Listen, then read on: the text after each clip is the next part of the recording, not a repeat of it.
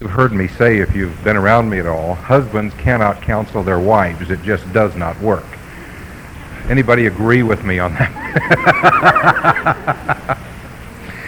And wives cannot counsel their husbands, because what happens is we get into a role or a boundary diffusion, and the moment the husband starts counseling his wife, he drops into a father role with her, and the subconscious software up here says that you don't make love to your father. So guys, when you start counseling your wives, she within 48 hours and sometimes within 24 hours sees it as a father image, and she will sexually shut down.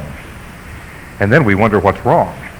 And the same thing with if you reverse it, if a wife tries to counsel a husband, it gets disastrous, because he said, I'm married to have a wife, not a mother. And then he goes and skews off some way in his software package, and then we lose our emotional bonding and our sexuality with each other, and we get into lots of problems. So since we developed the program, I have not been able to counsel my wife. She's had to come along on her own, and she'll be here this afternoon, so you can visit with her a little bit. But I have stayed out of the counselor role in my own family. That has meant that our recovery has been much slower than a lot of other people's recovery, because we become a third party in our group settings and working with other people, but there's not a whole lot of people that understand what we do to the maximum, and so I have to live it and shut up. But through that I learned. So the last training session, the last 2 days were quite interesting, because we had a master's level psychologist in the training that's going to be heading up our San Antonio Learning Center. And things started to click in the shame base for my wife, and we made about 2 years worth of progress in just the last week and a half. And that's fun, and it's interesting, and it didn't come from me, it came from someone else that was a master's level that she trusted in the group. So the group dynamic is fun, and it's fun to do what we do here today, and I'm glad you're all here. Thanks for coming. The first half hour to 45 minutes, I would like to lay down some foundation work on where shame comes from. I'm going to put my clerical collar on, and I say that many times, my minister's hat or my clerical collar, because many times in the seminars that we do across the country, we have a lot of people that have no foundation or belief system, or they have had religion stuffed down their throat, and they don't really care to hear it. And I'm not going to take that approach, but I do want to lay some foundations that have to be laid so we can understand the difference between guilt and shame. Long, long ago, before I was born, as my kids will say, before the earth cooled. Surprising how these kids will treat mom and dad when they get to become adults. But eons and eternities ago, our Creator, Jehovah God, was lonely. So he created a being with his own hand, and these were the angels. Because they lived in his kingdom, they could see everything that God had provided for them. Because they walked in the presence of his holiness, because he took care of them and they had duties and jobs to do throughout the universe in his kingdom, he created them but did not program them for forgiveness, accountability if they fell, because they were not supposed to fall. Does that make sense? You with me so far? The angels that God created with his own hands were not supposed to ever rebel against him. He did give them free will, but sin in that area did not exist as we know it today.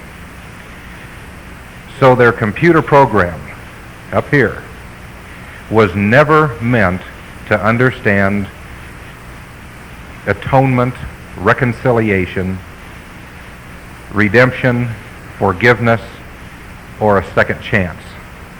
Now that's something that's very important that we have to understand.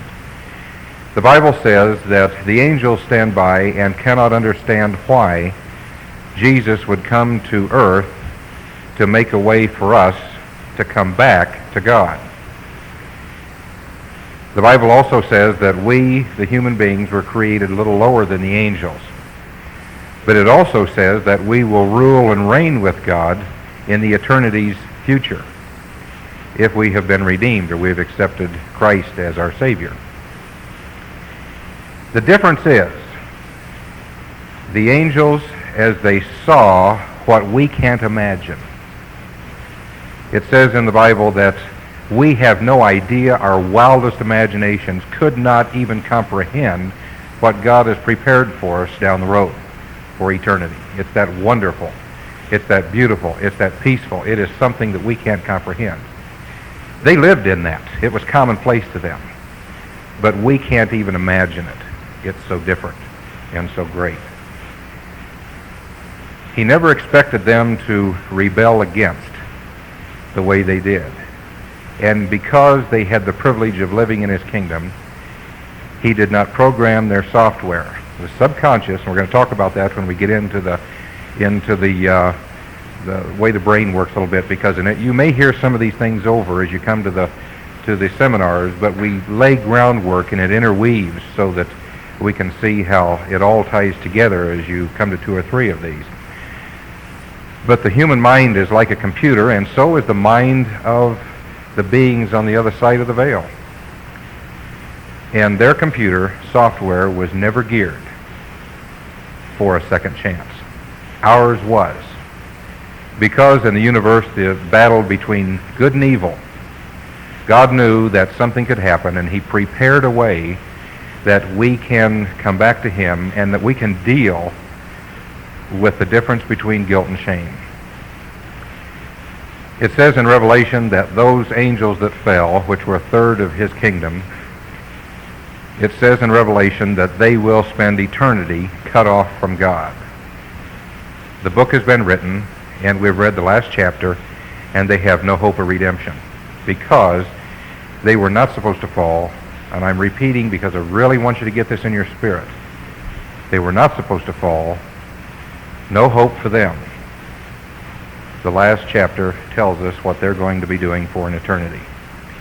God said, I am going to replace those who fell because I know how many creatures or beings it's going to take to run the universe for eternity's future. So he put a parenthesis in time and created a being that could not see him directly, could not hear him audibly, but he built within us a desire to connect with him so that if we choose him voluntarily, he will know that we will be loyal to him because those he created with his own hand, and he gave them everything right up front.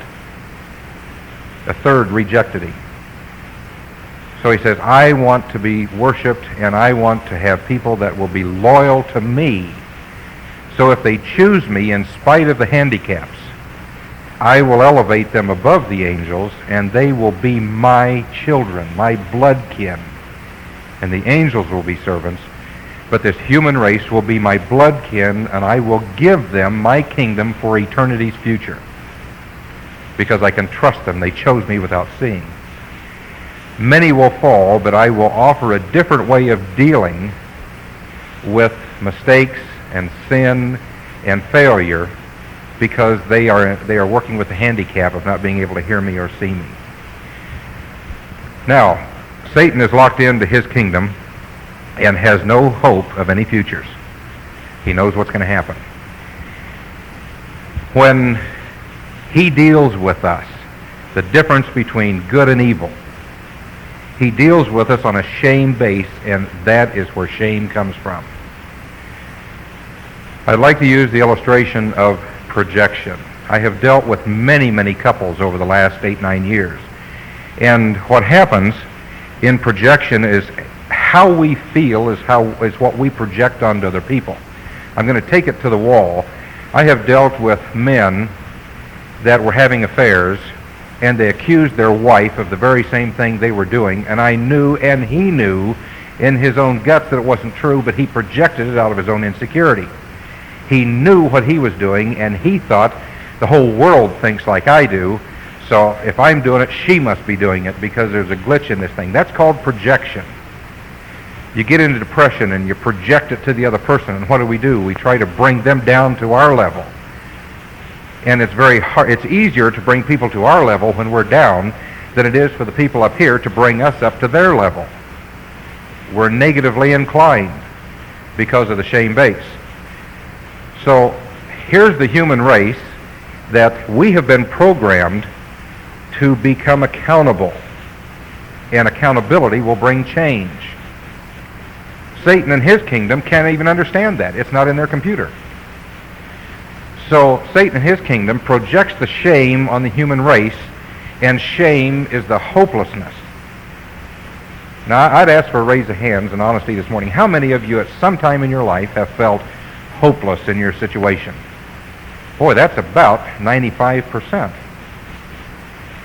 Under God's way of dealing with sin and mistakes and this type of thing, we are never hopeless. There is always an option for us.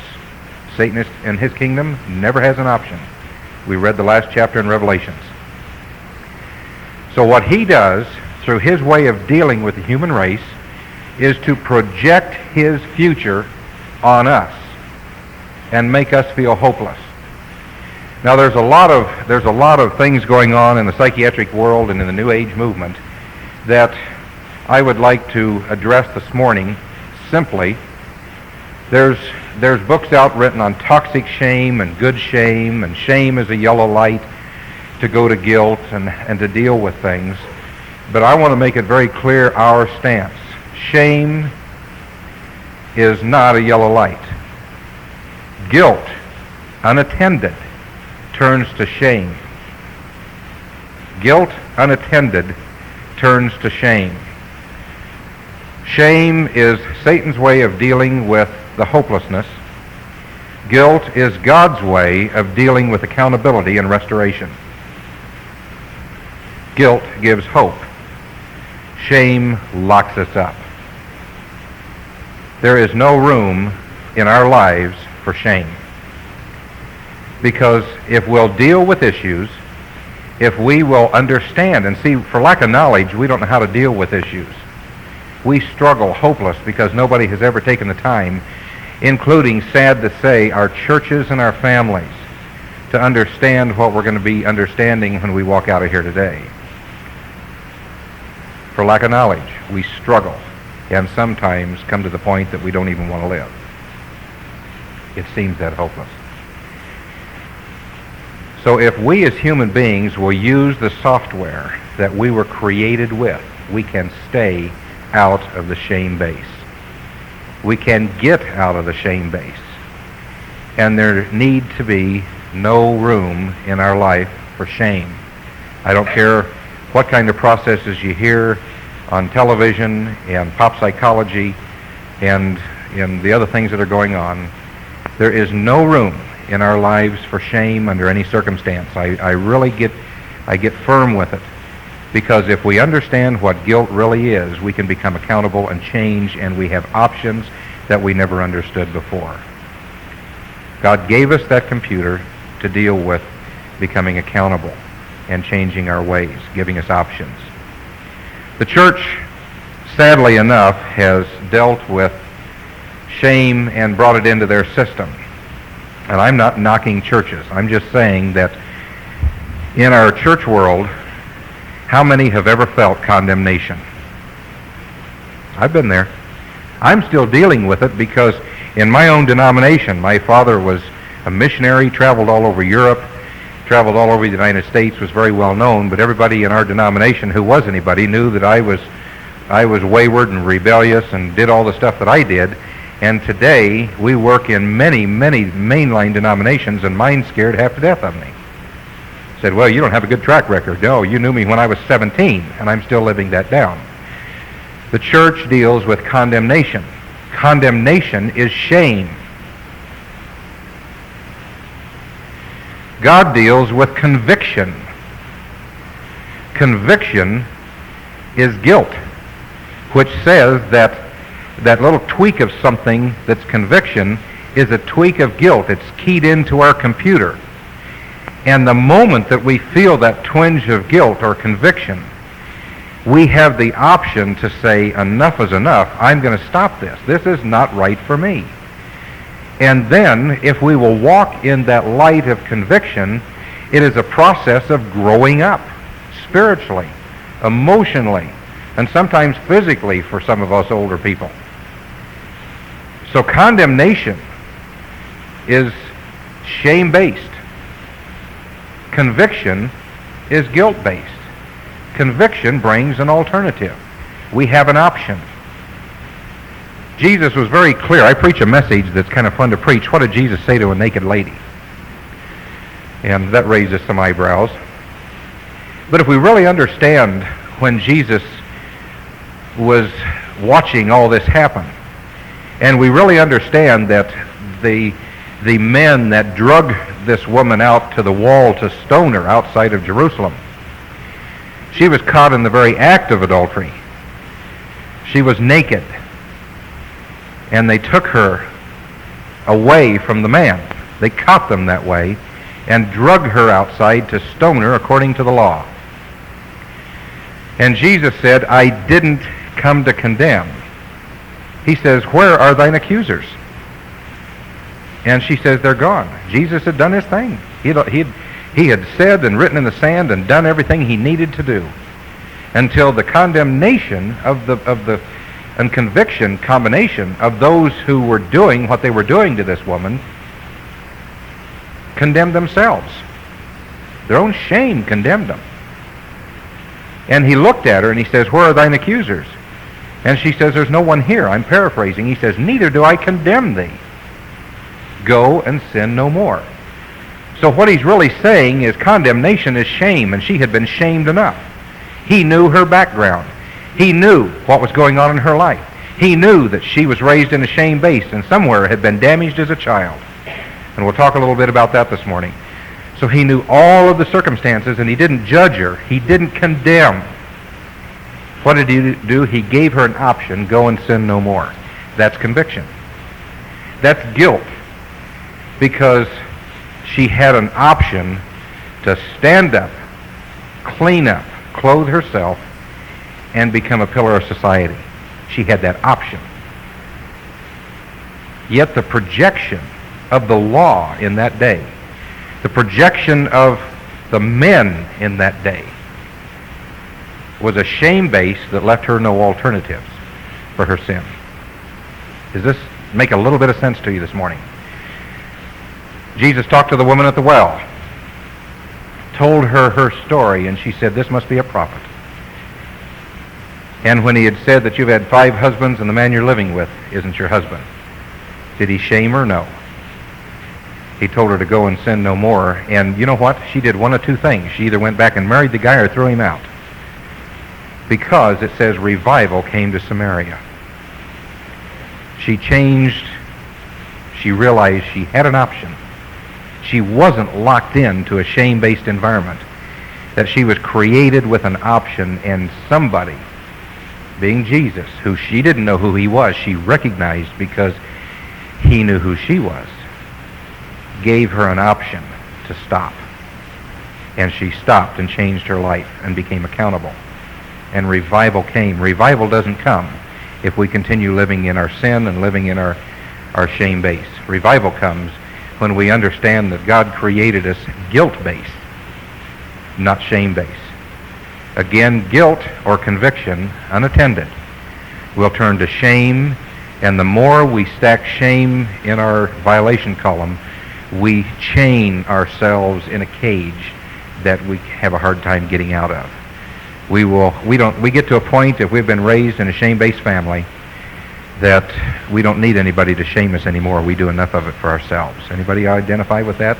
Don't need a raise of hands, but we can do a real number on ourselves. It doesn't take anybody else anymore. We can alone shame ourselves and feel hopeless and go into depression. So Satan's way of dealing with the human race and dealing with sin is to project his hopelessness with no options and no accountability. God's way of dealing with sin, mistakes, failures, God's way is to be guilt-based, because guilt will bring us to accountability, and the moment that we become accountable, we are optioned out of the hopelessness, and we can do something with our lives. I remember when I was molested as a little boy at 9 years of age, I immediately went into the shame-based mode. Now, I was already raised in a shame base. My mother today, my father is gone and died and never understood the grace and the mercy of guilt and accountability. My mother is 74, 75 now, I guess. She still doesn't understand it, and she's so far past in her age and set in her ways that God's mercy is working for her, but she still can't get a handle on the fact that in some of the areas of her life she could let go of and be free, because she does have options to be what God intended her to be. It seems the older we get, the more locked in we get to our shame base. And this is why what we do and the foundations we lay will help even the elderly to walk away from the shame base and realize that shame is not normal for us. It's forced on us, but it's not normal.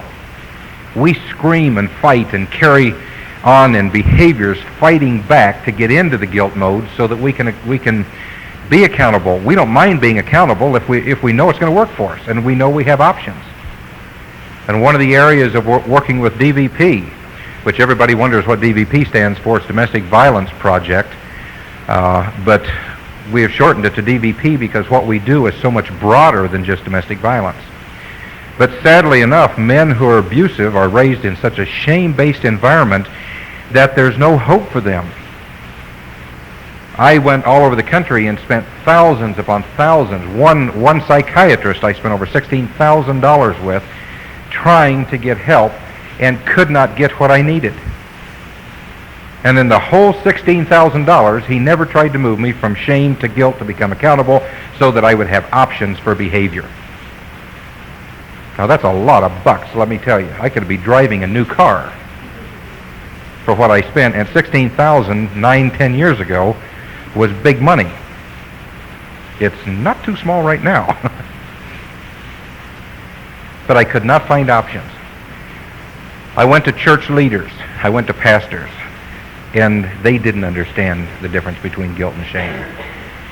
And that's why we have become crusaders in this area, to help us understand as we go through our workshop today that we can move out of the shame base, become accountable, be what we know we could be if all things were equal, and move ahead.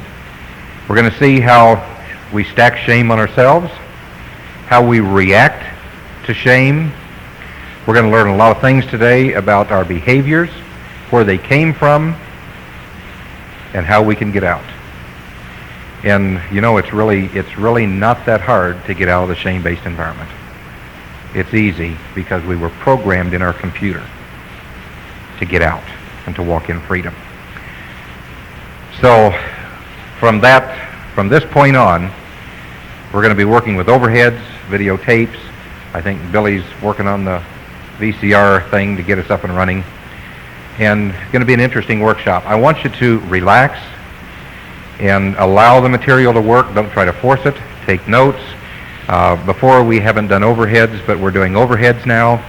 And then the next one we do on anger, we will have pass-out material so that you can actually do your worksheets. We will have all that material ready for you, and when you come in the door, and things you can take home to work with. But as we didn't know if we were going to have this kind of a turnout, and since we have, we're going to continue this on a monthly basis. Hi, Billy. Thanks for your efforts this morning. While they're getting set up, is there any questions? Some things you'd like to fire at me? I like to take some questions right in the beginning of this area because it'll give me an idea of where you are or what your needs are. So don't be afraid. Yes?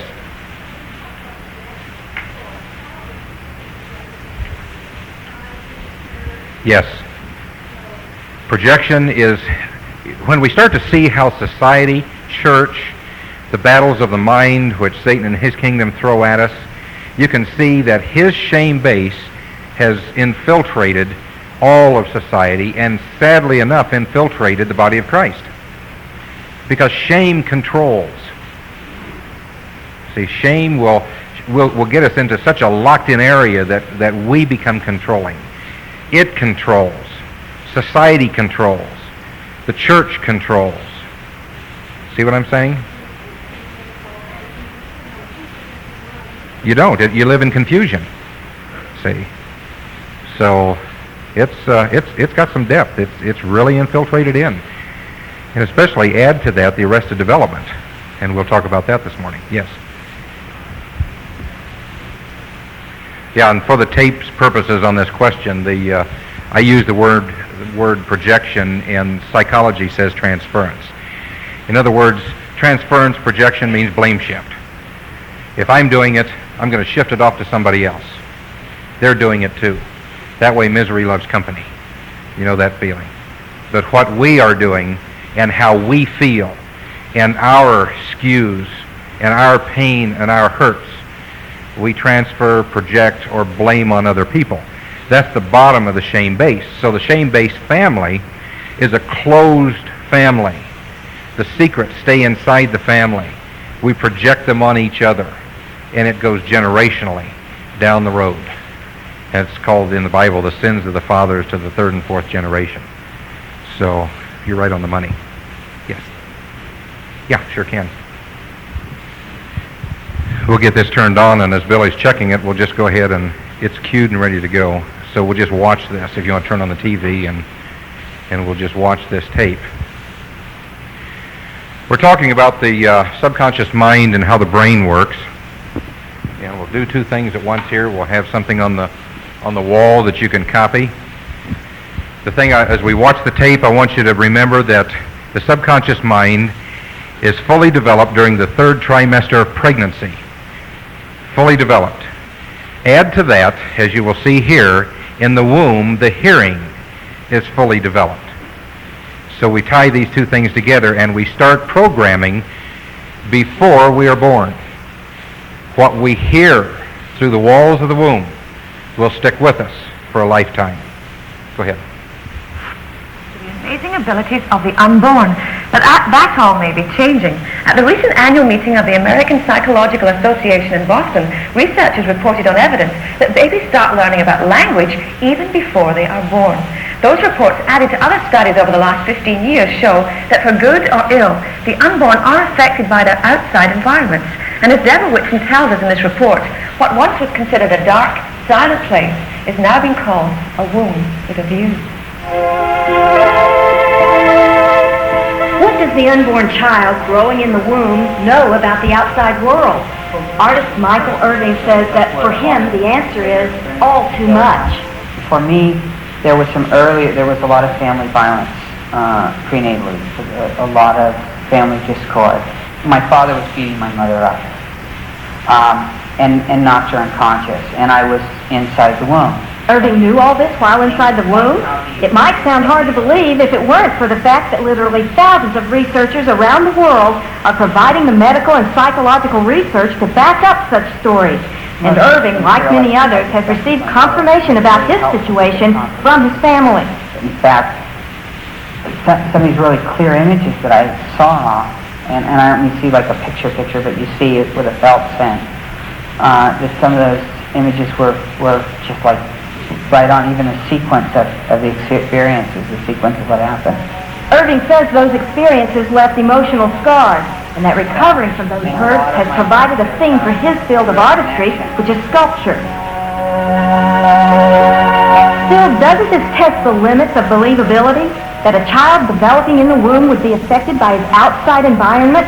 Not a bit, says psychiatrist Dr. Thomas Verney, one of the pioneers in the field of prenatal psychology.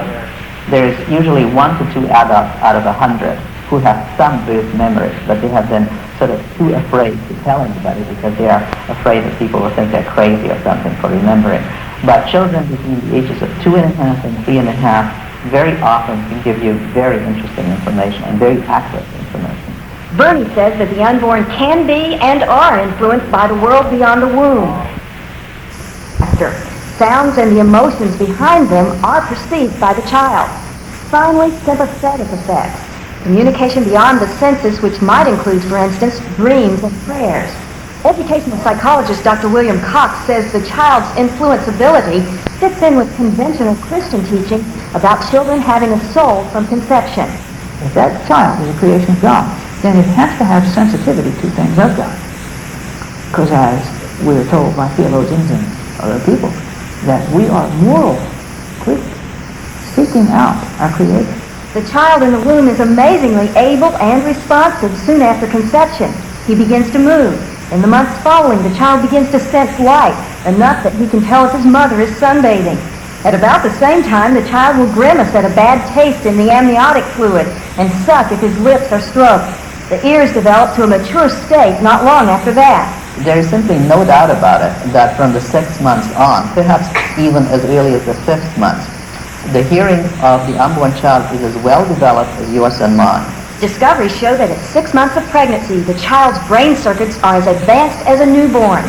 In fact, the child begins dreaming, an indicator of the unborn's blossoming intellect. Bernie says the bottom line on all this is the emotional state of the child.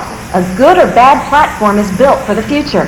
For instance, fear in the mother chemically induces that same anxiety in the unborn child.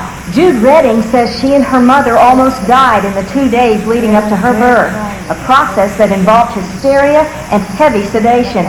She's recently relived in therapy the use of forceps in her delivery. It was just a horrible grinding sensation. I could feel it, and yet there was nothing on my head in the session.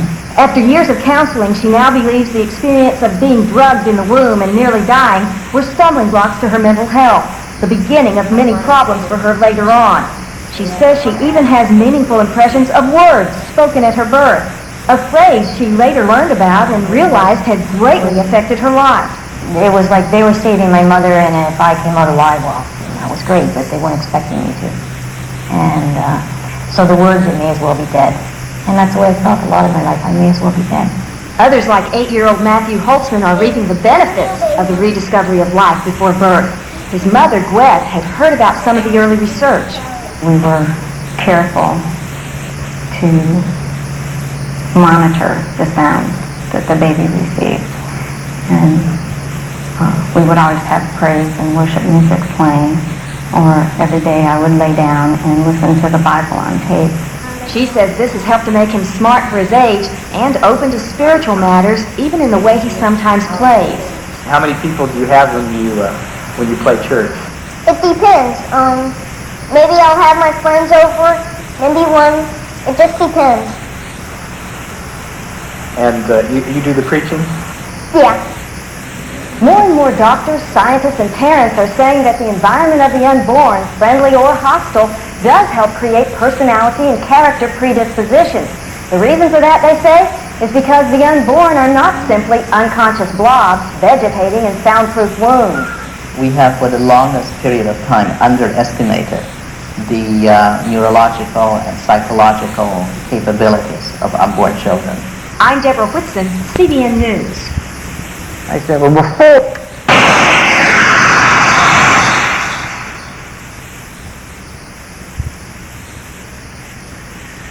We've been teaching for about 7-8 years that these things have been going on in the womb, and children are receiving more than we understand they are about in their development, about what's going on in the family unit.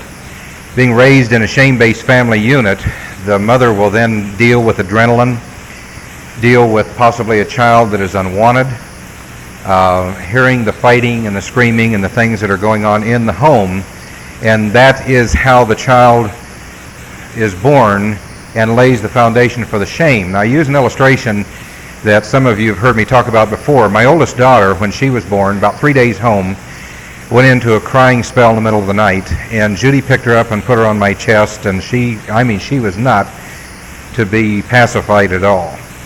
And I finally got angry, and I picked her up at arm's length and screamed at her, "Daddy hates babies." And she immediately shut up. She just froze.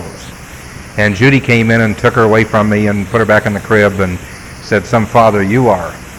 3 years ago at Christmas time in Quincy, Tammy had a little boy who's not quite a year old, and she wouldn't let me play with that little boy. I couldn't hold him. She wouldn't let me near that little boy. I asked her, standing in the doorway between the dining room and the kitchen, I says, "Tammy, why won't you let me play with Corey?" And she says, because Daddy hates babies. That had never been said again. Tammy had never heard that. It had never been talked about. And then she started to cry, and she says, I don't know where that came from. And we started to cry. Judy heard it. She was in the kitchen. And what had happened is the intensity of which I screamed, and the subconscious is totally developed in the third trimester of the womb. The subconscious never sleeps. Remember, it says in the Bible that God said, let us make man in our image. And the subconscious mind is the image of God, the Father, who never sleeps, never slumbers, is always taking in what's going on. And we'll talk about the subconscious mind is a database only. There's no conscience in the subconscious. The conscience is on the conscious level. And Tammy didn't remember where that came from, but she spoke word for word the exact words that she heard when she was 3 days old. We have dealt with people in our counseling that can remember things that are said while they were in a dark place, the womb. And it comes out. We have dealt with people that can feel and can't put it into words. Abuse. Because 4 out of 5 women who are pregnant in an emergency room situation have been battered or kicked by a husband who feels that baby is a threat to the attention he's going to get when it's born. And that mother is in a double bind, and I'm telling you some of the to-the-wall things that we deal with, because that man wants her to be pregnant so that he owns her. But he doesn't want her to be pregnant because he's going to lose the attention and the time that he's been getting from her. So she's in a lose-lose situation and lives with that kind of adrenaline. And then what's happening to the child when the child is born? The child has been living on that adrenaline and that fear for the period of time in the womb. So it's surprising how magnificently we are created as human beings. When David says that we are created magnificently, God's done a number on us as a created being. We have no idea of how wonderfully and magnificently we are put together. And as we talk about the projection that we receive, because we're all fighting a battle between good and evil, and it seems that evil is more dominant than good in our minds most of the time. And the reason being is the Holy Spirit, who is the omnipresent power of the living God, is a gentleman, and Satan's kingdom takes, chains, binds, and has no gentlemanly abilities. So it's forced on us, and that projection of shame is forced on us. Looking at our subconscious filtering system, we see that an event happens. And that event, we think, is reality, because we're seeing it on a conscious level, and the dotted line is how we think we're seeing something. But what happens at the speed of light, because the structure of the brain, the neurons, and the synaptic buttons operate like fiber optics at the speed of light. It's a tremendous speed, and the subconscious is taking in messages beyond our wildest expectations. So in less than a millisecond, every event goes through the subconscious and comes out colored by what's in the subconscious mind, the database. Now, we talked in one of the earlier seminars, and Pastor has used it in his messages, about the 280 quintillion memories that we have in middle age. 280 quintillion is 280 with 6 sets of 3.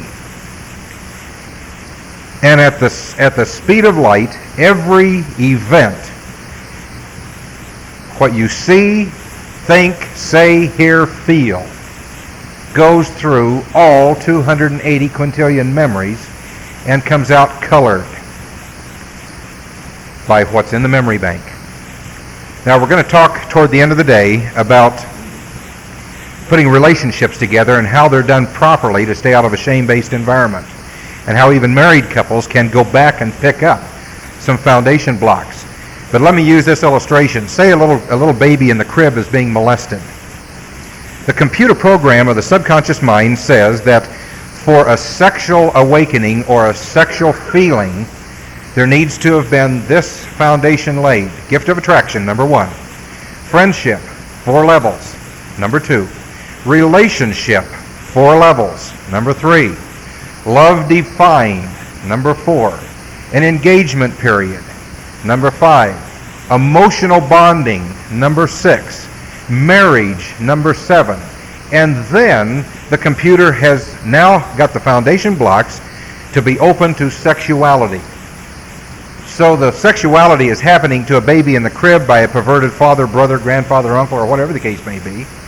Say it's a little girl in the crib. The subconscious mind fully developed and the software is already here. The touch goes through the software and it can't find any foundation work. There's no gift of attraction, no friendship, nothing there that fills the software slots. So it circles through a couple times and drops into a violation column. And when it drops into that violation column, then everything that happens in that child's life, right up through marriage and on out, for the rest of its life, is filtered through the violation column along with the other memories. And it colors, because what happens is the computer is set up that according to God's Word and the software in the computer, that we don't have sex until the marriage commitment has been made. That's God's way. Anytime we violate that, we skew ourselves into something that goes into the violation column, and we end up reactive, and we'll talk about that a little later. But what I want us to see is the pain, the traumas, the rejection, the things that happen to us, the emotional abuse, the physical abuse, the things that happen to us as children before the age of accountability, color us for a lifetime, because every event will swing through that violation column along with every other memory. I've used the illustration because I like to ride motorcycles, that if a car and a motorcycle had a wreck out here on the corner and we were all standing out there and we all saw it, we would all see a different story. If we passed out and there's 50 people here, 50 accident reports, the cops would just pitch them in the air and say, there's no way we can know what's happening. So they'll pass out maybe 3 at best, at random. Because I've had a motorcycle wreck and was hurt pretty bad in it, so I would be lenient toward the motorcycle rider even if he was wrong, because of my experiences.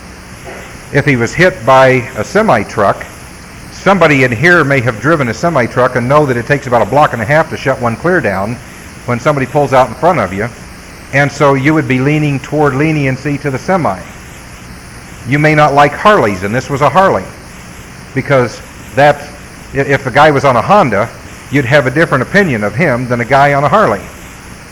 If he was on a Harley wearing his chaps and wearing his leather jacket and the big chain and the billfold and all of these things, we would even be more harsh on him because of what society has taught us. Yet he may have been in the right, but we have a tendency by what is here in the memory bank and how we're programmed to be judgmental in that area and be reactive in those areas. So as we build our memory bank, everything that happens goes through our multiplied memories. Now what's going to happen here is everybody is in here with who knows how many bytes of information, talking computer talk, that including pain and good things. And as we are taking in this workshop today, it is going to change automatically some of the reactive behavior because it's information that is new. Some of you have heard some of these things and seen some of these things before. But there's going to be some new material, and it's going to affect how you react, because the subconscious doesn't miss a stroke. In other words, somebody can flip a page and the subconscious hears Laurie turning a page. Now, we will never need to know that Laurie turned a page. So we would never remember that, except I'm making an issue of it. See what I'm saying? But the subconscious picks up the page turning, picks up the cough, picks up somebody taking a deep breath, picks up the amount of pressure on your legs on the chair and the need to stand up and move around a little bit, of which we'll be taking a break every hour so we can move around. Everybody says thank you. But the subconscious is so intense in data gathering that it's beyond our comprehension the way it works. And yet every event, everything we hear, touch, see, say, is colored by what's in the subconscious data bank. And again, it's a data bank only. There's no conscience on that level. Now, in the subconscious mind, it accepts truth or lies. It accepts pain. It gathers data. And we're supposed to have a plus and minus side. We're supposed to have the plus side in our homes of balance of happiness, security, acceptance, dignity, respect, encouragement, growth, proper values, all kind of things should be going on. But because of the transference or the projection of shame, we end up laden heavily with rejection, fear, insecurity, shame, helplessness. And if I were to ask a raise of hand, let's do it. How many feel that you're loaded heavy with negative stuff, and it would be nice to get that thing balanced out with positive stuff? Well, that's why we're here today. But see, we have a common denominator that the negative stuff is a heavy load, the pain that's happened to us in childhood.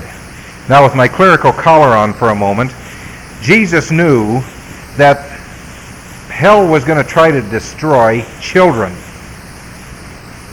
Because if a child can be traumatized before the age of accountability, which we will just say is 13 years of age to simplify it, if the child can be traumatized through heavy rejection in the original family, through incest, which is inappropriate sexual behavior between family members, molestation, which is inappropriate sexual behavior between someone and a person on the outside of the family, and emotional abuse and physical abuse, that child will arrest in its development at the age or under the age of directives, and will grow up wondering, what's wrong with me?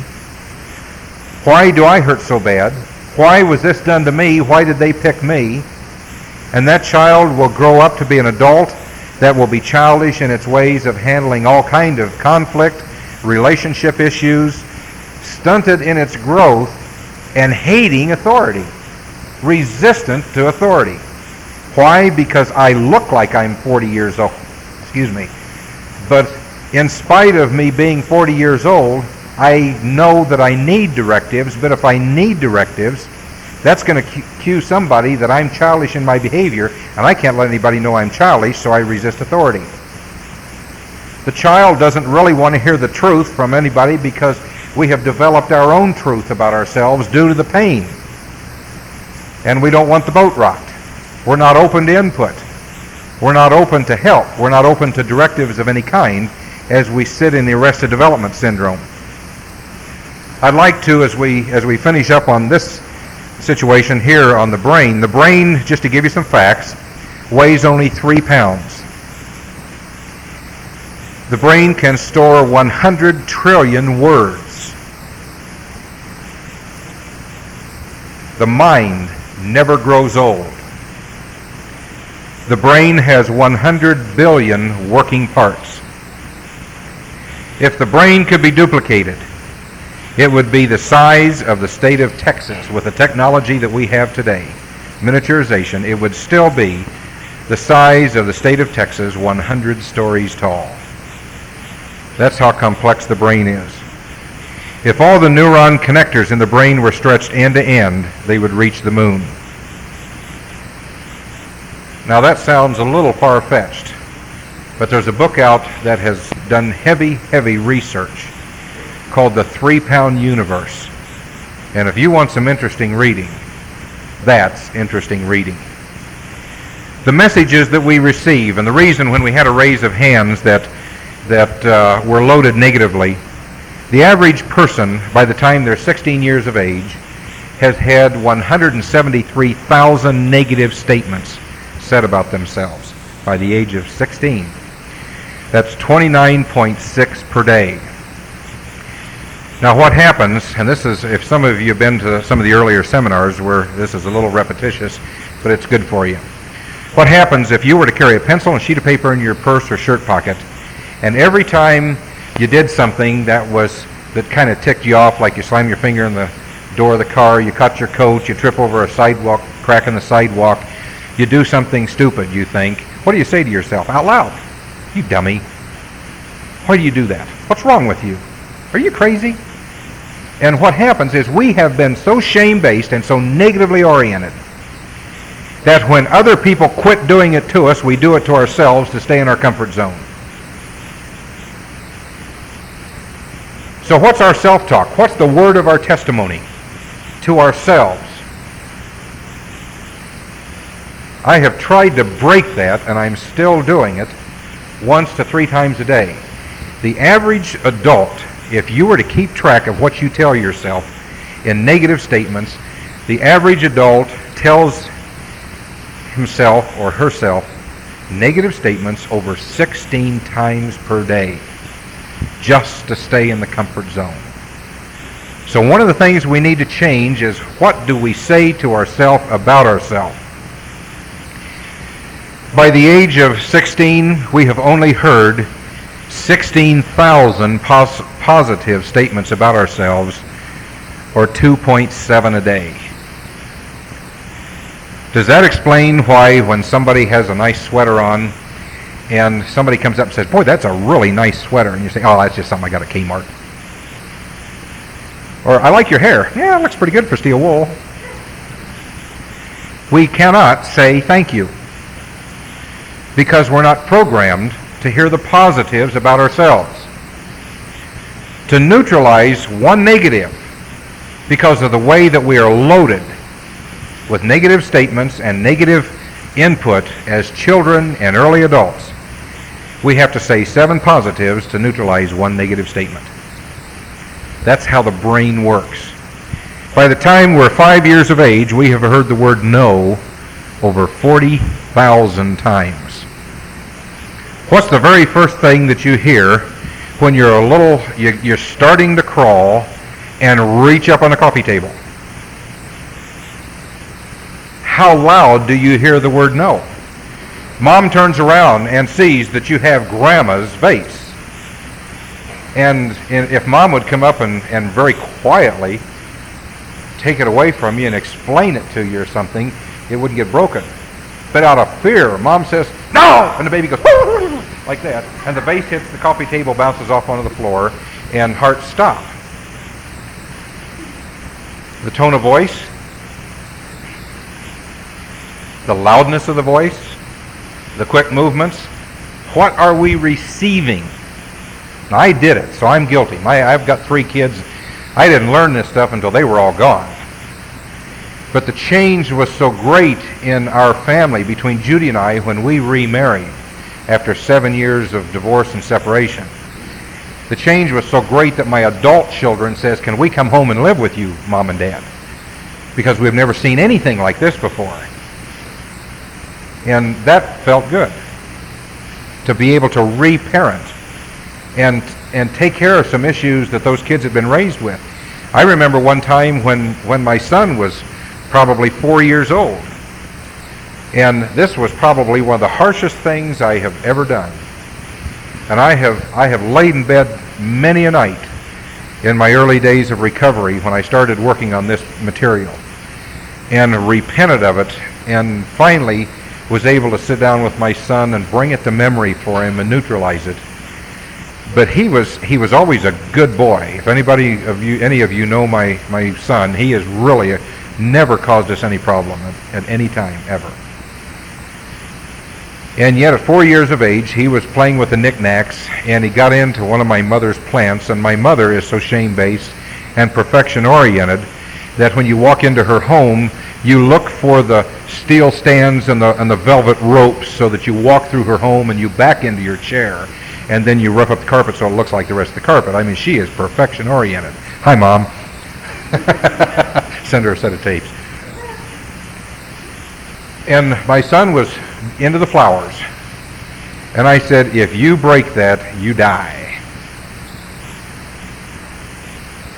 And he looked at me, and all of a sudden he puckered up and he screamed, and we couldn't get him calmed down. Because what I had done, is I had gone from one extreme to the maximum of his computer ability in the subconscious. And he knew inside here it didn't feel good, because he was afraid, did I already break it? Am I going to die? Because he didn't have the reality check of understanding what's broken and what isn't. Children don't understand what's broken and what isn't. They do not have enough reality check to see the real picture, and that's why they live under the age of directives of parents, to be trained, to learn, to understand, to grow, become accountable. They have 11 to 12 years of parental training to know the difference between right and wrong and live under the age of directives. So he had no reality check of what was going on. And so to him, he had crossed the boundaries and he was going to die. And children handle death quite well, but not that way. So I had maxed out his fear and his pain and his shame and insecurity, and we were able to deal through that just about a year and a half ago. The mind had remembered it. The subconscious had remembered it. The brain can store, we talked about 280 quintillion. It's important that we really get a figure. If you write that down, 280 and then 6 sets of 3 zeros. And the last one before we break, we're getting pretty close to the end of the tape. The last one, the subconscious or the conscious mind sends impulses to the subconscious mind where they are filtered. The subconscious mind, again, has no conscience. The subconscious mind is only a database. Only a database. Well, let's take a break and move around a little bit. Coffee's on, and then we'll come back and kick back into a little more on the subconscious mind.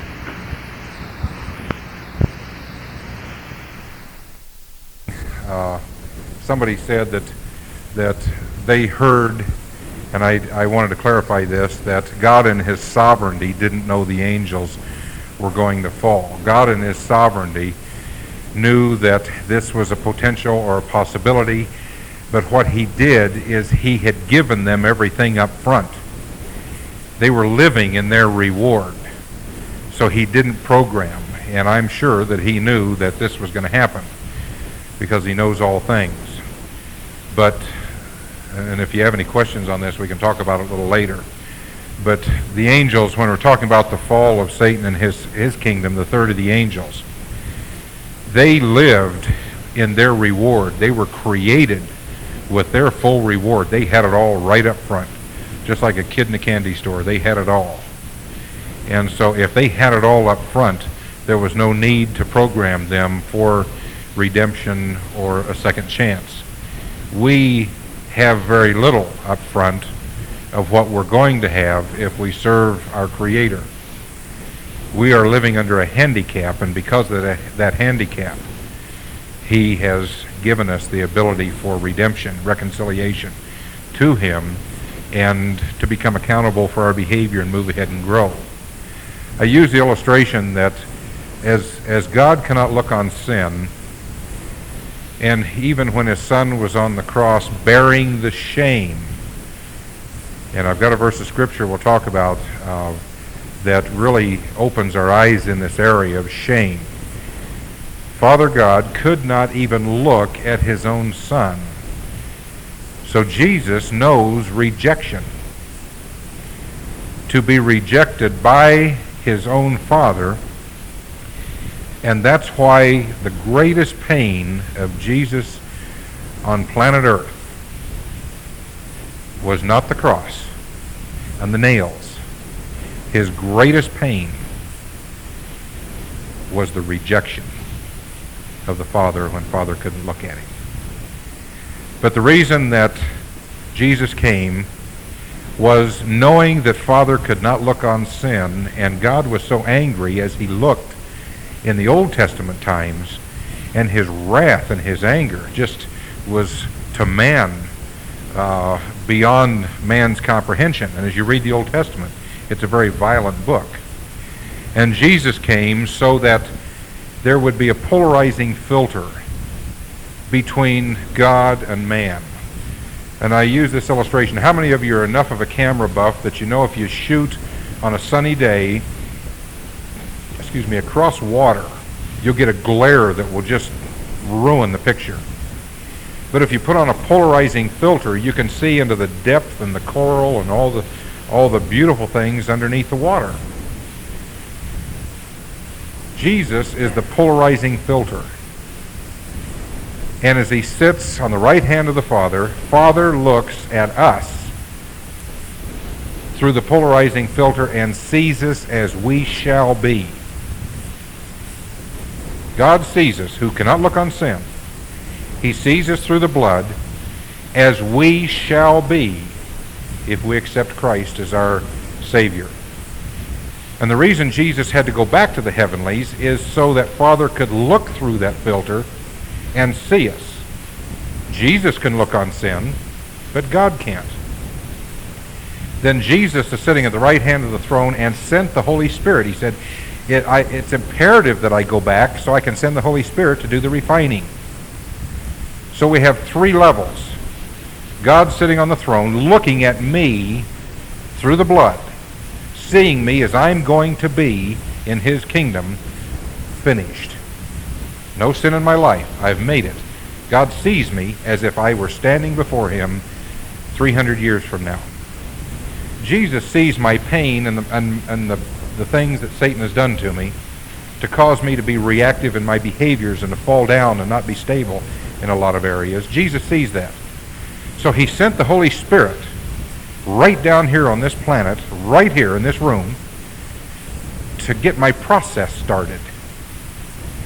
So that as I listen to conviction, and conviction is guilt manifest, I'm sensitive to the guilt and become accountable for my behaviors and acknowledge and take responsibility for my behavior, and I start to grow.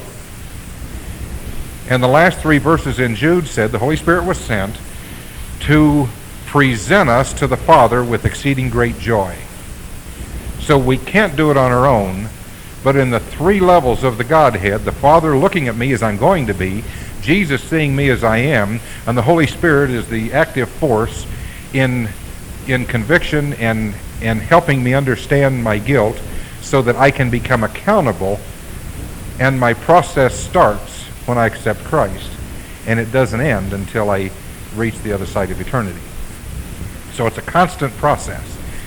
But that filtering of the blood of Calvary keeps God looking at me as I'm going to be. Isn't that fantastic if you really think about it, and the simplicity of it? The three layers. The active layer on the top, God sees me as I shall be, Jesus sees me as I am, and the Holy Spirit was sent to refine me and bring me to the Father right through that filtering system. See? Now we can't get forward. We can't move in our process if we're shame-based, because shame says I can't change. Shame says I am bad. I am wrong. And see, as we talked earlier in the first hour, Satan is bad. He is wrong. He has no options. But I have value. And God sent the Son who said, and this kind of throws a lot of preachers a lot of times, we say, Jesus died for my sins. He didn't. He died for me. He saw value in me. He doesn't collect sins and put them on a trophy shelf. He died for me because I have value. I'm that important to him. And he cast my sins away, never to be remembered again if I will stop sinning, if I'll become accountable. And so the reason we do these workshops is to help us stop doing the things we're driven to do and can't quit, because we don't know why we're driven to do them. But it's the shame base underlying that drives us to do things that we don't want to do. And if we can get a hold of that, then our growth pattern is wonderful, and we can live with ourselves, and we can say, hey, I do have value. He didn't die for my sins. He died for me by name. And the secondary benefit of accepting him is my sins are put away from me, never to be remembered. And see, we have memory. The database remembers every sin.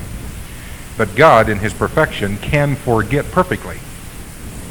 And they're not remembered against me in his mind and on his computer, because he is the creator. If he says I forget them, he knows how to forget, and they don't exist. He sees me as I shall be. Does that make sense to everybody? Any questions? Anybody offended? Please don't be. Yes.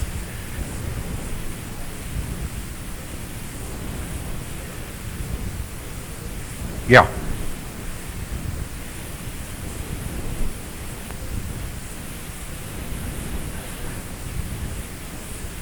Right.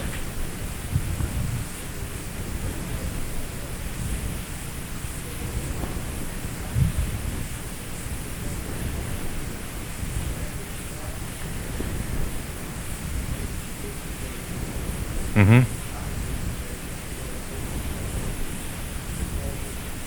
Right.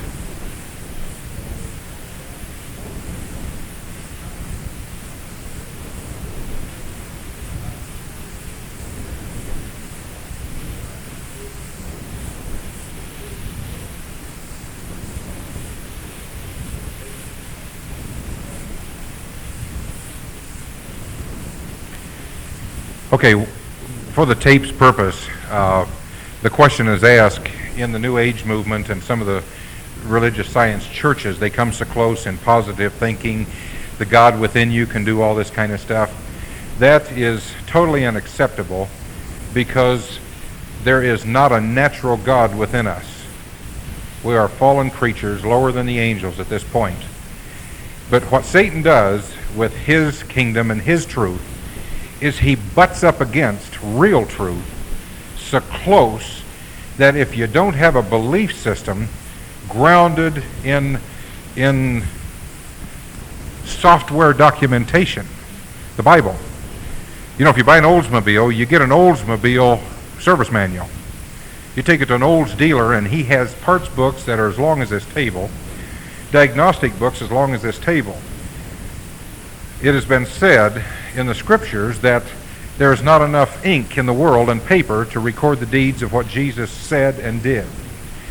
But what happened is he did not send this computer and this program and this being to earth and create it without documentation. The problem is if we don't read the documentation, we don't have a belief system to understand what is needed up here to make us work properly. So if you were to take a computer program like Lotus 123, and you say, well, I don't want to read the documentation, I have trouble reading and assimilating this, so I'm just going to start pounding on the computer, and I'm going to develop my own without reading any documentation of any kind, we may be able to get some skills out of that computer. You can maybe get a simple P&L, and you can maybe get an inventory by experimentation, but you never get the full benefit. So without documentation, you can sit down with somebody that has documentation and almost fake it, and you can talk it, and you can almost have an affinity with these people that have had documentation. The same thing is in the computer. It is required that it says hide the word in our heart. If you realize that the heart and the subconscious are interchangeable, the word subconscious did not exist in the days of translation or the days of writing. It was not a known word. So if you interchange, every time you read, the heart is increasingly wicked, the subconscious mind is increasingly wicked. The reason being is God created it perfect, but gave man an opportunity to fall if he chose to. But when man fell, God didn't come down and tweak the computer and skew it toward the fall. He promised Jesus and the documentation to skew us back to the original computer, the original program. So what happens in churches like we're talking about, the metaphysical churches and religious science and things like that, they come so close. Stand up with me here, Charles. They come so close and sound so good that we're really close. And to people who do not know documentation, they have not read the support material for the software. They think they've got it handled. But what they're realizing is they have everything but the polarizing filter. And if you have everything but the polarizing filter, and you have not accepted Jesus Christ, the Son of the living God, into your life, God doesn't see you at all. It's the filter that allows him to even see you. The Holy Spirit is the one that draws. But God can't see the sinner because he can't look upon sin. The Holy Spirit and Jesus were sent to see the sinner and to draw the sinner into the experience of redemption. And the moment that we accept Christ, the filter goes into place and God sees us as we shall be. Does that make sense? So all of these other approaches, the mixtures of Far Eastern religions, Hinduism, which didn't work in India, so I don't know why everybody thinks it's going to work here. Seriously. And all of these mixes of great biblical truths tied into reincarnation and all this other garbage eliminate the polarizing filter. And the true Jehovah living God can't see sin. So he says that there will come those that says, well, I even cast out demons in your name. Yeah, the name of Jesus works whether or not. You know, I used to wonder, man, that guy preached a message and touched my heart, and I found out he's living in immorality. Well, it wasn't the man, it's the Word. The Word stands on its own. The documentation stands on its own. The Word never goes void, even with a cracked pot. See, the Word stands on its own. See, so unless we have partaken of salvation and made that commitment to Jesus Christ and our sins are forgiven, God can't see us as we shall be. So all these other approaches don't really work.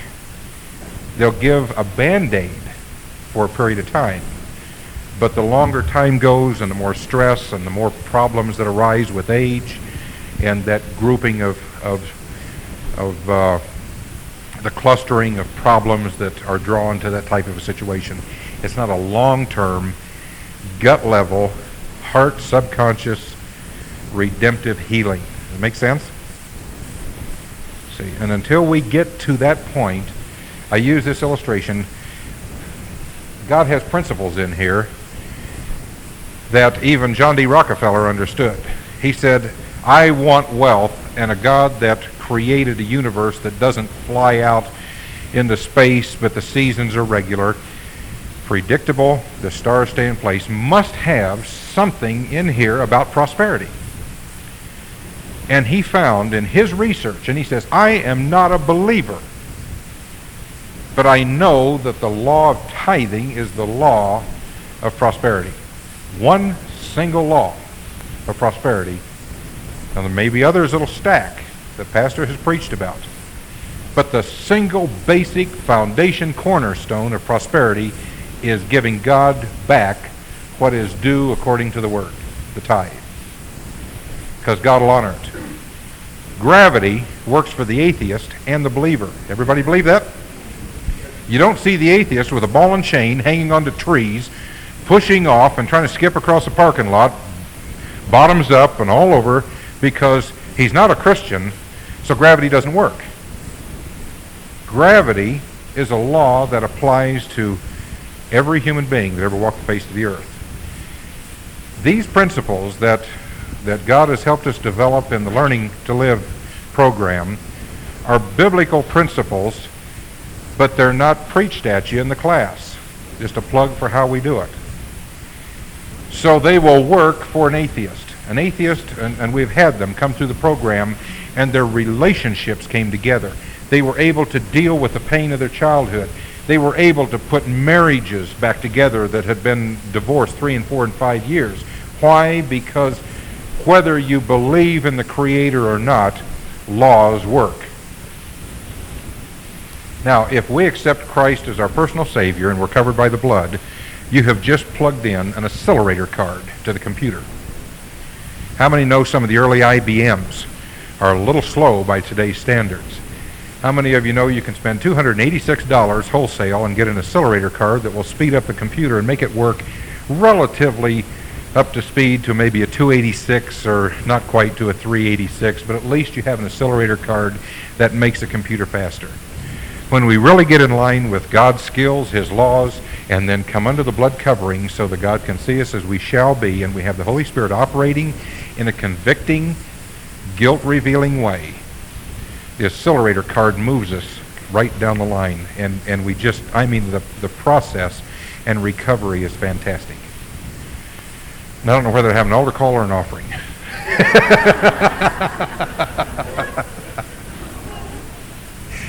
Any other questions as we get back in again? I like the interaction. It helps us because it helps me also know where we need to go in certain areas.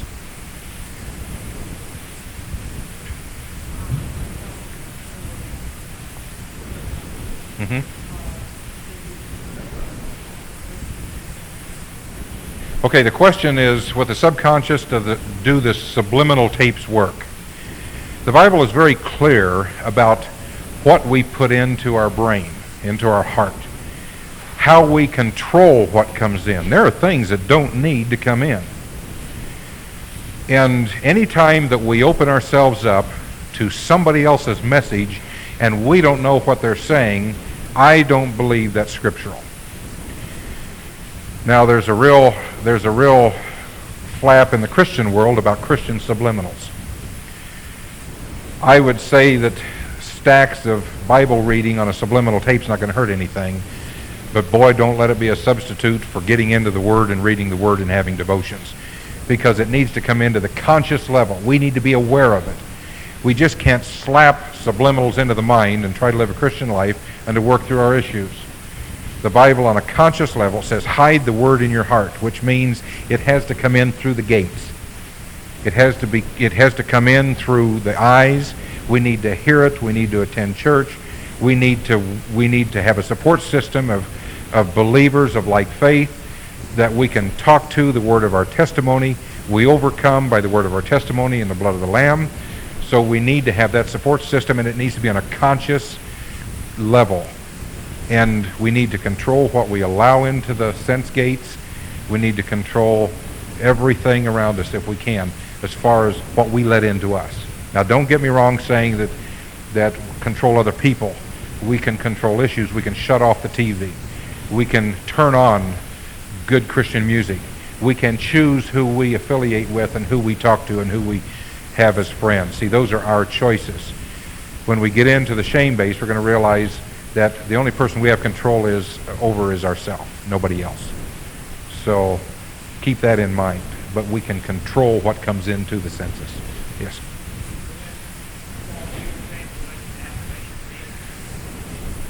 Well, there are some things on meditation. Again, the Word of God talks about meditation, meditating on the Word, and we have to watch the types of meditation.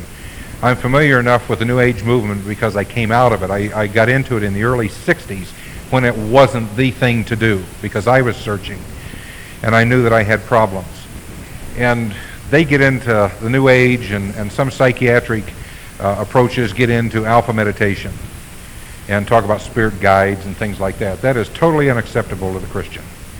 Totally unacceptable.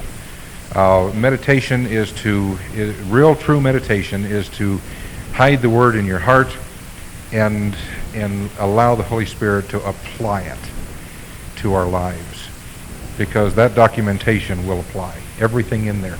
Any skew that we as a human has, any potential pain, documentation has ways to deal with it, to cover it, to work through it, and to bring us to wholeness. The problem was the same problem I had. By the time I was 40 years old, I didn't realize how valuable that book was.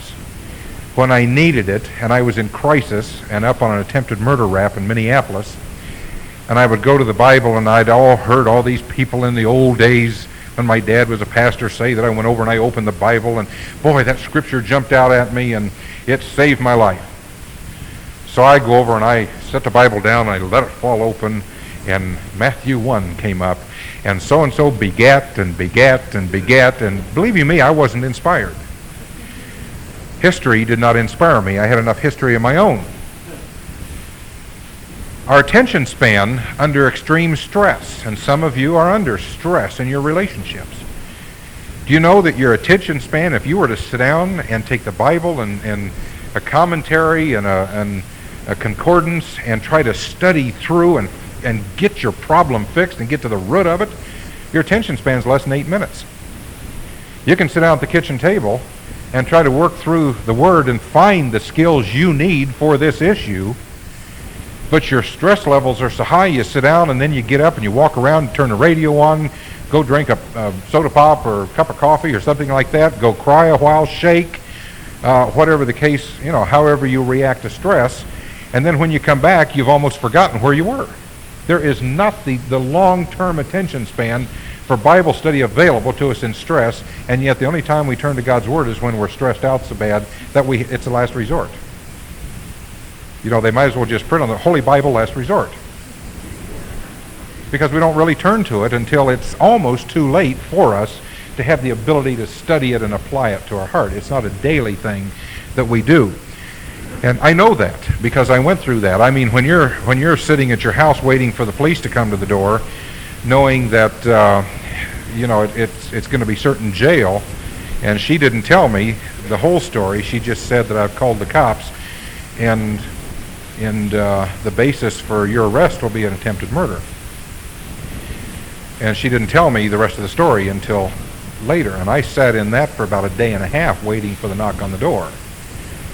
And God knew that I was a obsessive compulsive personality, and if He ever got me turned around, I'd be a real crusader for people and couples and families with a scriptural based situation. And so I couldn't find what I needed in that time of stress. And as God delivered me from the stress and my life started to come around, and He gave me a gift. It's a gift from Father God that's helped us develop this. To be able to get into the Word and find in stepping segments what we need in the computer to set us free and to help us move forward. See, then the Word started to really come alive in my life. So there's going to be a lot of imitations, a lot of shoulder-to-shoulder stuff. Back to your question, back to yours.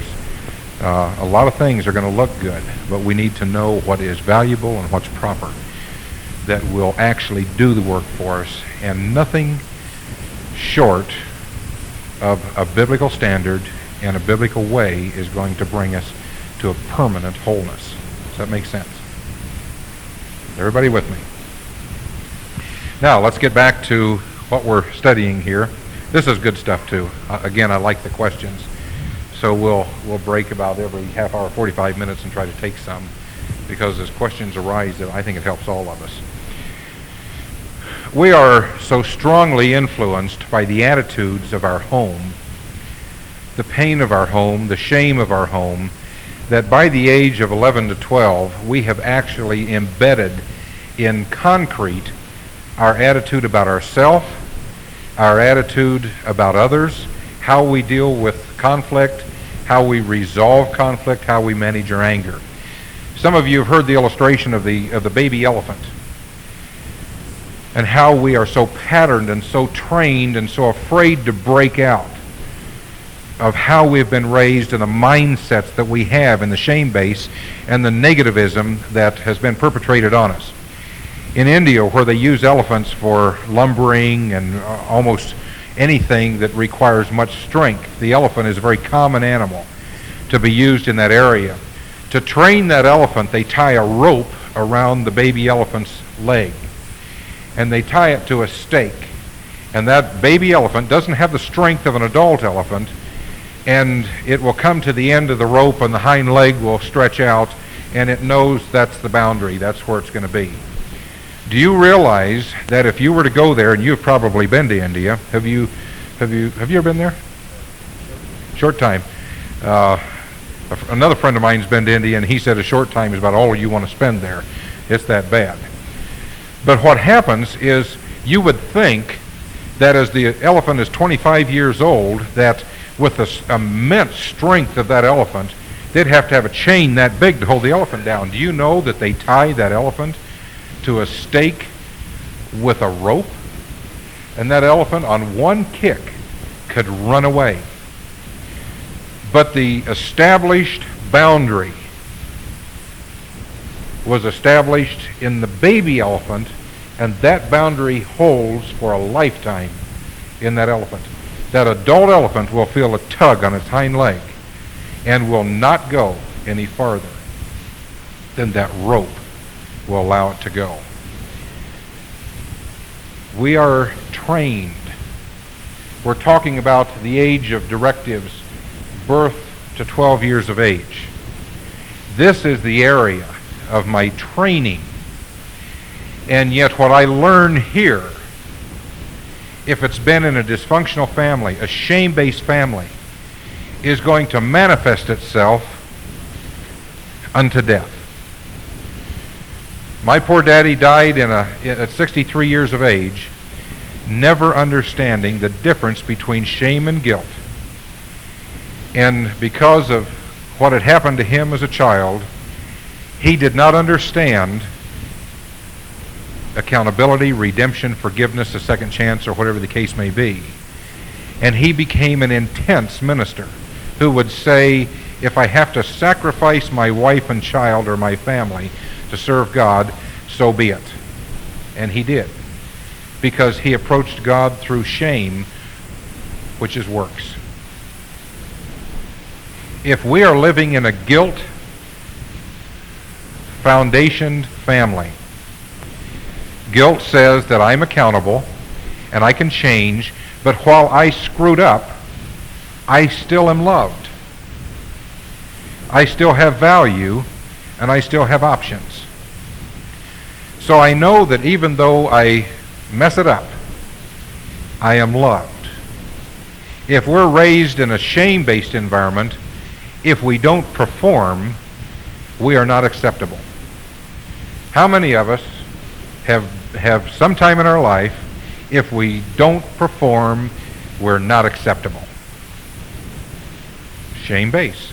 That's the majority of what's going on across the nation, let alone in this room.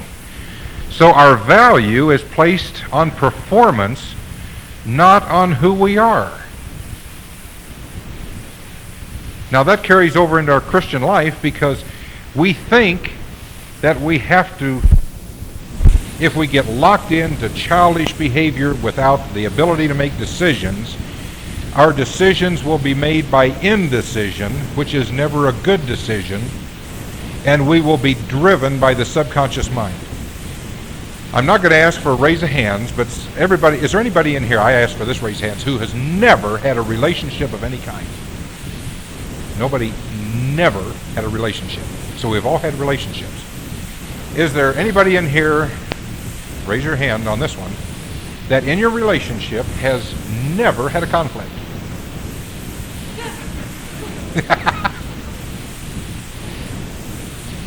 In your conflicts, have you, in trying to resolve the conflict or manage anger, have you ever known when you're saying something to your partner you shouldn't be saying because it's degrading the person, not dealing with the issue, and you knew when you said it that it was wrong, that it was going to create havoc in the relationship, it may kill trust, it's going to take us more than 20 minutes to get over the effect of my words, and yet we could not stop ourselves from saying it if you nailed your feet to the floor and your tongue to your foot. We know that we shouldn't have said it, and yet we said it and could not stop. That's because out of the pain of our lifetime as a child and the shame base, we are driven in this area of shame. And we can't even trust our own decision to shut up and keep peace. We can't even trust our own decision. Sometimes we don't even want to. How many of us, and I won't ask for a raise of hands, even had tools to stop it and could have taken a time out and walked away? But in spite of it, we wanted to throw our tools out the window, and we went ahead and did it anyway, just to get even. Now, is that childish or is that adult? That's childish. What does a kid say to a parent when a parent disciplines them? See, it sparks back. It argues. It screams back. It wants its own way. And it's going to have its own way at any cost. That's where we get arrested in our development. And add to that the shame base, which causes the arrested development in the first place, and we become driven by the subconscious mind, which has no conscience. You give me a sociopath, and for those that don't understand that terminology, sociopath is an unconscienced child. And there's a lot of work being done on children that don't have a conscience. That child has been damaged in the crib or in the womb, but has been damaged before the age of 3 years intensely, and is afraid to make any kind of decision and cannot hear a conscience. Now, the Word of God tells us that a child is covered till the age of accountability because it's living in directives. And if that child should die, it has not come to the age of decision making. So it's automatically covered by the blood of Calvary. That child dies, and it's even an ornery child.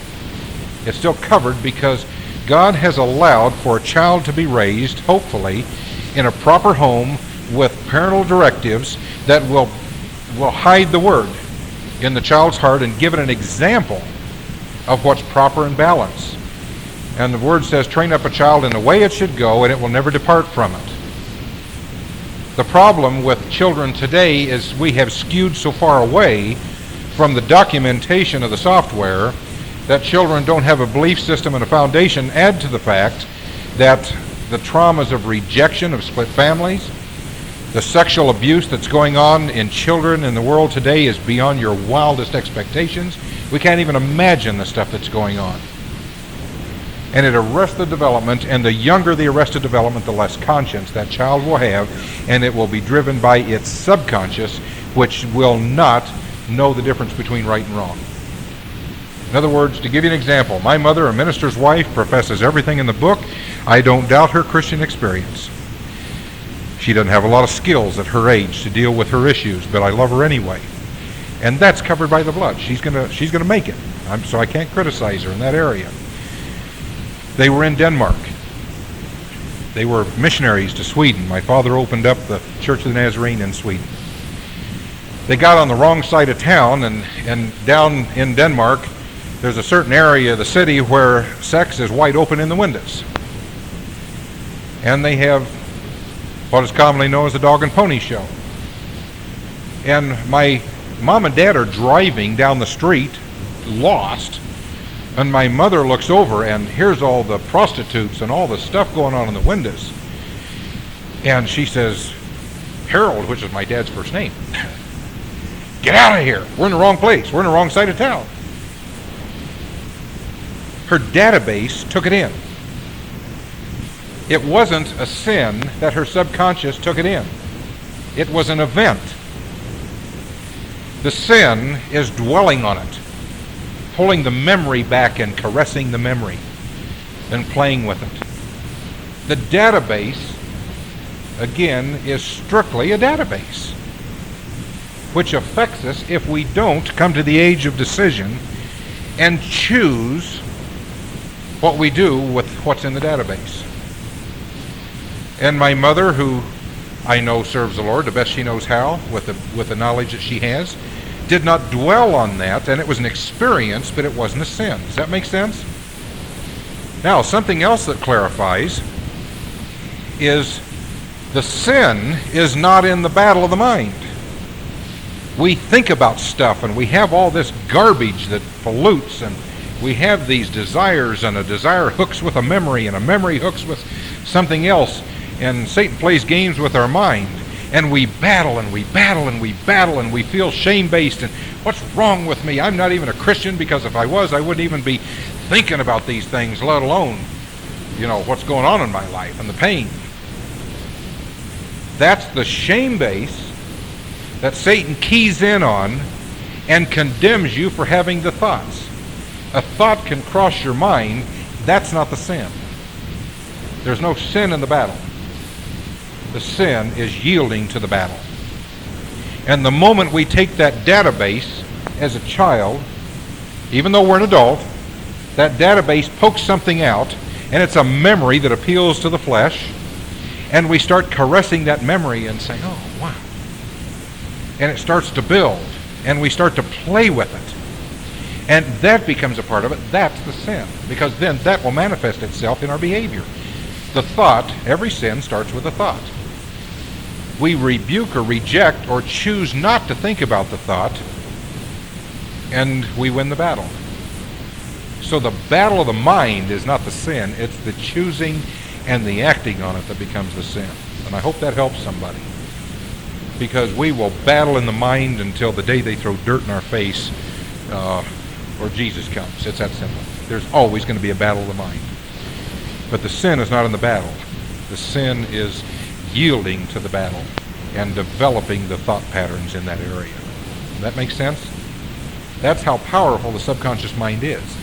So when we find ourselves in a repetition syndrome with the same pain and the same sin over and over again that we keep hooking into and keeps pulling us down, you can rest assured that we're arrested in our development and we can't trust our decision and know that we're good enough and valuable enough and have the skills to cope and to deal with that successfully. We're arrested children, and we're going to deal a little more with that in a different way. But and sometimes I wonder, is God's grace and mercy greater than we think it is? Because when we battle some of these battles and we fail a few times more than we really want to, and we get angry and trash ourselves, how many's ever trashed yourself over something like that? We're locked in back here and don't know how to get out. And the subconscious is ruling. Our decisions are made by the database poking out its head, wanting to know reality. And basically what the database is doing is it doesn't have eyes or ears of its own, and it's always like a basketball against the hoop or against the backboard. It's checking to see how far it can push. And what we have to do is, as Paul tells us, bring down the strongholds, bring captive the imaginations, and filter our thought life through things that are pure and holy and uplifting. That's the secret of getting a hold of the subconscious mind, bringing down the strongholds. Number 2, our self-image is a reflection of how we were treated before the age of accountability. It's established before puberty. In other words, how we were treated, the messages we hear. See, our image is created basically before puberty. For your notes, I'd like for you to make this kind of a continuum. How we react is based on these factors. Number 1 will be the stimulus or the event. That's number 1. The second step is it goes through the subconscious mind.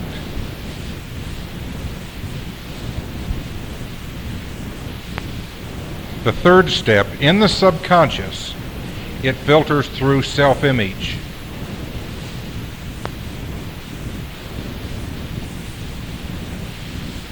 The next step is it comes out of the conscious mind.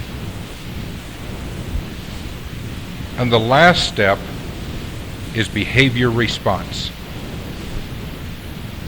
So the stimulus at the speed of light goes through this cycle, and how I feel about myself comes to consciousness, and I respond. If I have been rooted in heavy rejection, and I've been through a marriage and my partner left me, and I felt abandoned as a child, and I've had other rejection things, and I'm in a current relationship, that the other person may even be balanced in that relationship, but an event will happen that will stimulate, and at the speed of light it goes through the 280 quintillion, including how we feel about ourselves.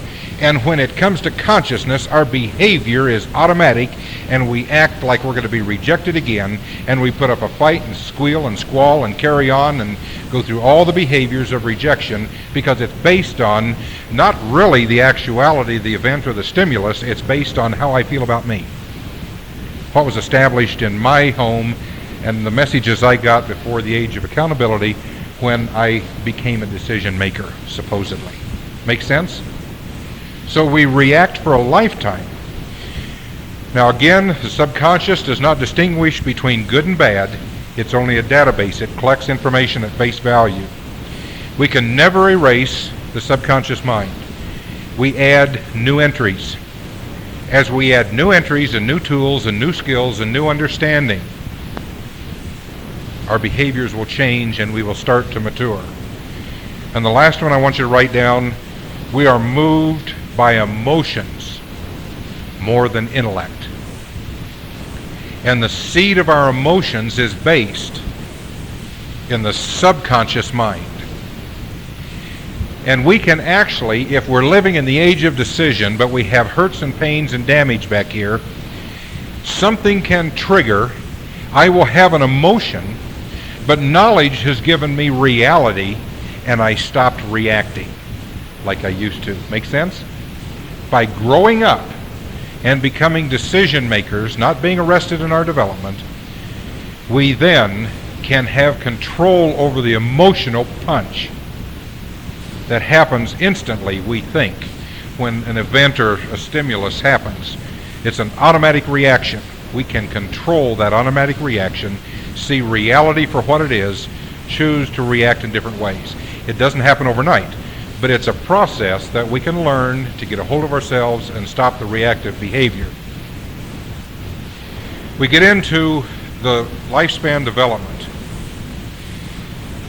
And what I'd like to do is take you through birth on up, but and that will coordinate with what we're doing here. The age of directives, birth to 12, 13, and I use the age of 13 because in the documentation here, it says in the Jewish tradition that a boy becomes a man at a bar mitzvah, a woman becomes, or a girl becomes a woman at a bar mitzvah, and so that's the age of accountability, and from there on, then the child starts making decisions under the umbrella of the parent. So if the child makes a bad decision, the parent's there to catch it and to train it and to help it make better decisions. My problem was my parents made my decisions, and I lived in the age of directives with having been molested at 9 years of age, so my abilities for maturity were locked up at about 11, but they kept me under the age of directives with no ability to make any decision for my own till I was 17. They dumped me at college, and all of a sudden I went from intense authority to none at all. And the first night at college I fell in with the wrong crowd, and we went to the Follies in South State Street in Chicago and went to a 4-hour strip show. So that's my rebellion against this tremendous amount of authority that they had over me, being raised in a minister's home. I totally rebelled the first night. Now, Mom hadn't heard that before. But what happens is, in the first, from birth to about 18 months, there's a trust and a mistrust that the computer here has been programmed with. Now, a cute Jewish joke. You know how a baby, you pick it up and you'll toss the baby in the air and the baby just, it knows it's going to get caught. It's just a natural trust instinct that the baby is safe. The baby will do what it's asked to do when it gets up into 18 months. Come on, jump into daddy's arms and all this kind of stuff. And the baby will jump off the top of the TV clear down to here, knowing that there's a trust factor if that child has been raised in a proper home where trust and valuing and even dignity and respect are given to that child in the early days. The Jewish joke is the father puts the child on the table here and says, jump into daddy's arms. No, daddy, I'm not going to do that. Oh, come on, jump into daddy's arms. You can trust daddy. So finally, after much coaxing, the child jumps and daddy steps away and the child splats on the floor. Says, now let that be a lesson to you. Never trust anybody. But we need the trust. If the trust is broken somewhere in this area, and I'm simplifying this is about a 2-hour seminar on its own, but if the trust is broken in that early area, it will arrest some of the development. Then we move to autonomy and will and shame and doubt at about 3 years of age. The terrible twos. What are we experiencing? Anybody have children that went through the terrible twos? Let's see a raise of hands. I want to see this terrible two business. Now, I don't remember my kids being so terrible too, but boy, I've got 2 grandkids that are going through the terrible twos that are driving me nuts. I mean, their mother is the oldest in our family, my oldest daughter, and I was such a strict disciplinarian that she has overreacted and she's so lenient that the kids are into everything. A total opposite. This will swing every other generation. Leniency, discipline. Leniency, discipline. It swings back and forth consistently every other generation. But what's happening at the terrible twos is the child is finding out it can say no back.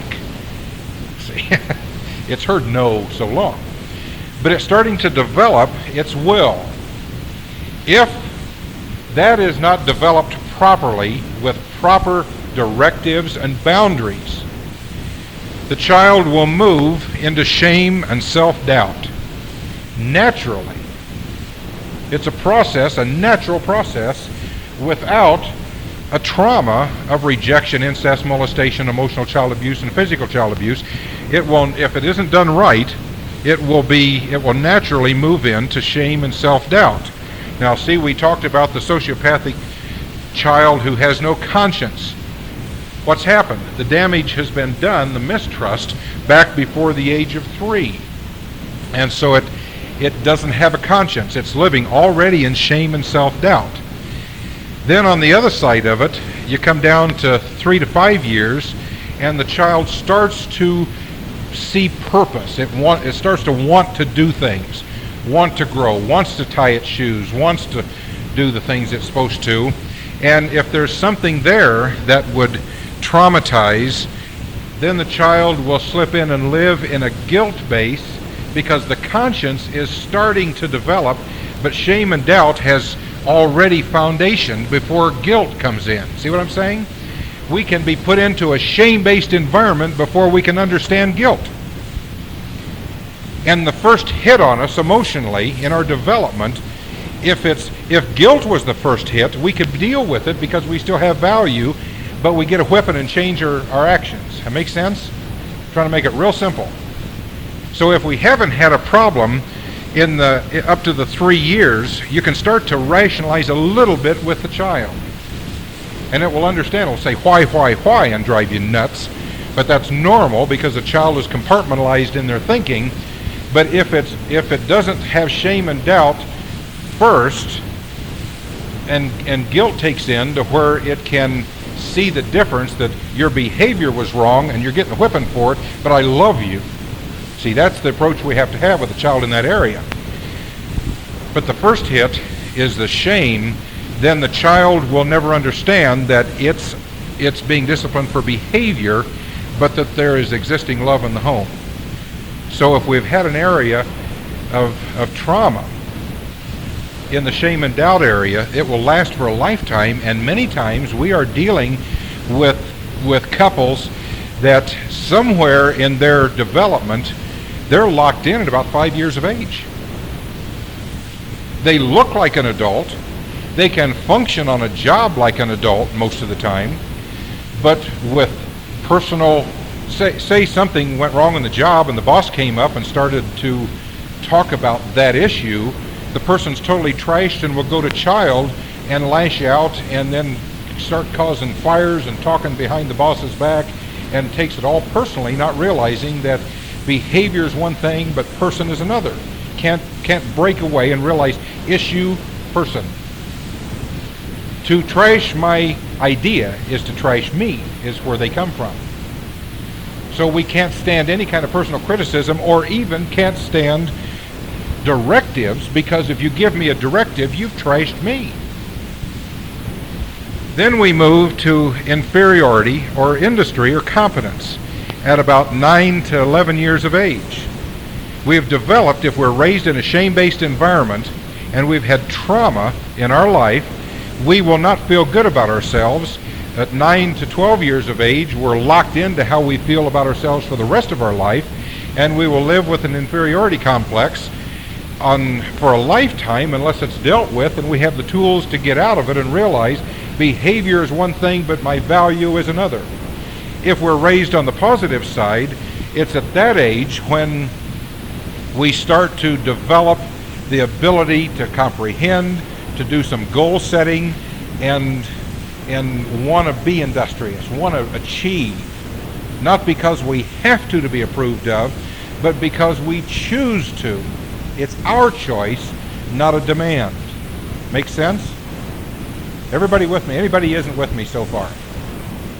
Okay, we'll keep moving on then. Now, we come to the age of accountability. If at the age of accountability, which is the line across here, say somewhere between 11, 12, 13 years of age, if we cannot move and we have been damaged, we can't move into our decisive years where we're making decisions, we have an identity diffusion, we cannot tell who we are. We feel like a child, we look like an adult. And we lose it. We don't know who we are. And we hate our reactive behavior. And we feel like, and I won't ask for a raise of hands, but you get in a group of people and decisions are being made and opinions are being stated, and somebody looks at you and says, well, how do you feel about this? And you say, oh man, I feel like I'm 12 years old. What am I doing here? I don't want to even respond because I'm afraid they're going to think I'm stupid or something. The reason is, although we have the ability because of age and because of the chemical structure causing us to come into the age of decision, we don't trust ourselves to use our ability. Now, here's the key. Paul talks about in I think it's 2 Corinthians, the 10th chapter, or 7th, I'll have to look it up. But he says, when I was a child, I thought as a child, I spake as a child, and I acted as a child. Now, what we realize from our research that at the age of puberty, there's a chemical that turns on the ability to start thinking in hypothetical reactive situations. In other words, a child is compartmentalized in his thinking under the age of directives. I use the example of a little girl that is kicking a ball around the front yard and her dad's mowing the lawn. She kicks the ball out into the street. She runs after the ball. She doesn't see the semi. She doesn't see the bus. She doesn't see... all she sees is the ball. That's it. She's compartmentalized in her thinking. Both males and females are compartmentalized in their thinking below the age of 13 or below the age of puberty.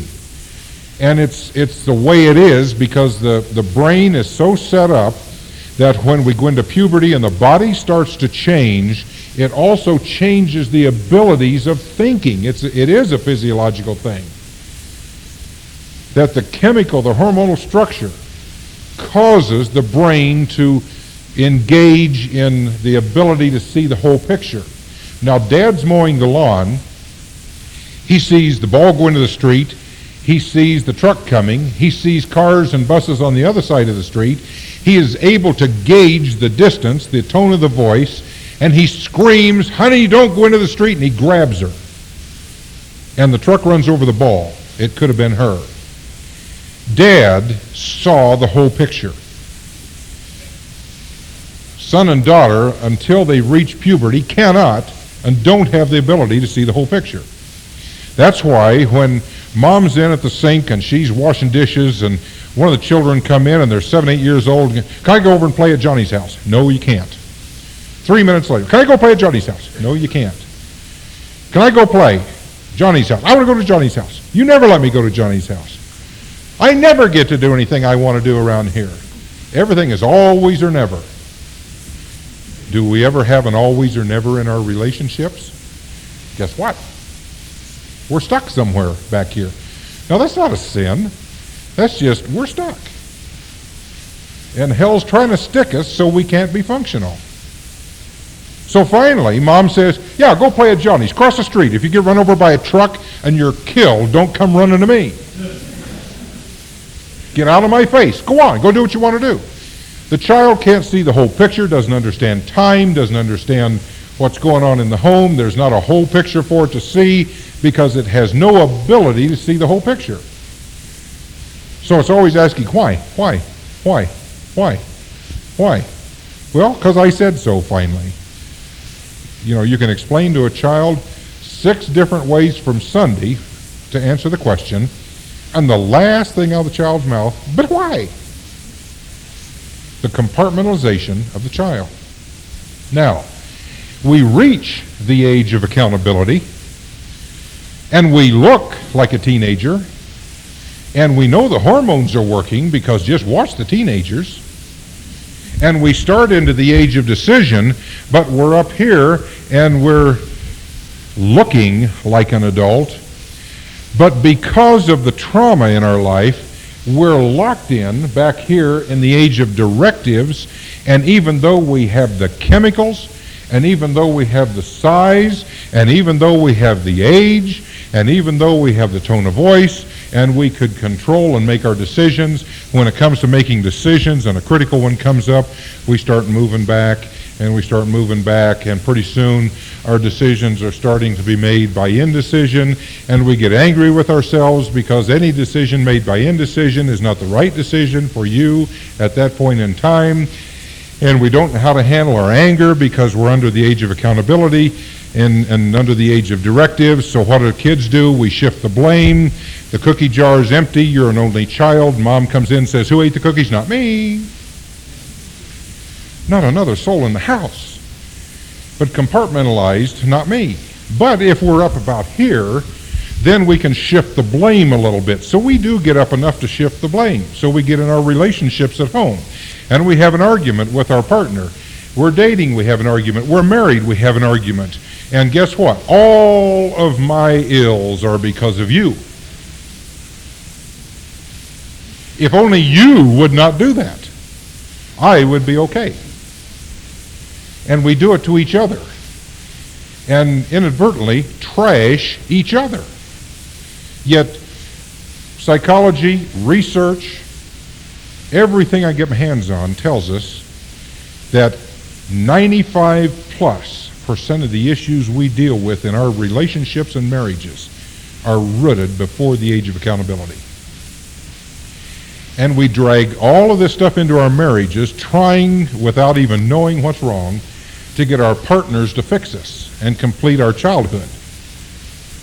And we push each other into the roles of mommies for big boys and daddies for daughters, and we can't relate adult to adult. It doesn't happen. We're trying to get the other person to fix us because we're stuck down here somewhere. Then we move on up into our teen years, and if we're raised in a shame base and have had trauma happen to us, instead of the ability of intimacy and love, which comes naturally in that age bracket, because now our hormones have developed us into adults, we have the ability now through the structure and the thought of the mind. Paul says, when I became an adult, I put away childish things. He talked different. He acted different. He thought differently. It's even in your thinking process. It's scriptural. He thought differently. So now we're starting to be decision makers, and we are drawn to intimacy and love. But if we have been damaged below the age of accountability, we spend our time when we should be relating and getting into relationships to look toward marriage, we start to isolate ourselves. And then out of a choice of, I choose to love my wife, I'm drawn to another isolated person because I can cope with their isolation. I can cope with their identity diffusion. I can cope with their inferiority because I can identify with it. So we don't end up choosing our relationships. We end up being sucked into them because of the shame base. And then we don't lose, we don't miss the mistrust, shame, and doubt, and just we're all in inferiority now. We have all of those things that we drag into a relationship from childhood. Then we get into our middle age, our 30s and 40s, and we become huge children, self-absorbed in our own issues, wanting everybody to yield to us, and we don't understand what it is to voluntarily give love and relate back and forth with each other on a win-win give-and-take situation. I want what I want when I want what I want now, and for men it's sex, and for women it's emotions.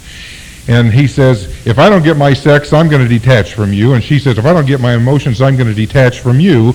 And then we end up with no relationship. Two people living together who have been sucked in like this, and they've had sex, they have bonded in some way, and then it becomes a possession, and they can't let go of the other person. And then we have a dependent-codependent relationship and sexual addictions. See the pattern and how it flows? All because of arrested development, and then the rest of our life we live in despair instead of integrity and wisdom. The Bible's based on normalcy, the wisdom of the elders. My mother has pain in her background. I don't go to my mother for a whole lot of wisdom right now because she's absorbed in herself. You can see it when a member of the family dies and there's a will. And they fight over the stuff because I want what I want. See, the self-absorption, getting for me, grabbing what I can because I've had so very little, grabbing for stuff because emotionally I'm not bonded and satisfied. So I'm looking for the second best. And this happens in marriage relationships where there's not an emotional bonding between a man and a woman, and what they do have starts to drift apart. One will become a workaholic and the other one will become a shopaholic. And we call both of those a substitute orgasm. Seriously. Because there's no sexual relationship and no emotional relationship. So one ends up a workaholic and one ends up a shopaholic. Because one, and generally the man's the workaholic because he finds fulfillment in his work. And a woman without an emotional bond will find fulfillment in something new every day. The high of something new, her choices to buy something and bring something new in. And we live in despair. I can remember when I was developing the program, I wondered why are old men and women alcoholics? And then I realized the despair of age, knowing that tomorrow could be my last day when I'm living in my 60s and 70s. And nothing there. Nothing to live for. I can't even face the reality of the pain in my life because there's been no help and nobody to help me understand what's going on in my life. And so I look like I'm this adult living over here in the age of decision, but I'm really this little teddy bear kid crying on the inside, and I can't even decide for my own life what I want. Make sense? Makes too much sense? But it's fixable. It's okay. It's part of the process of coming out of shame. You had a question?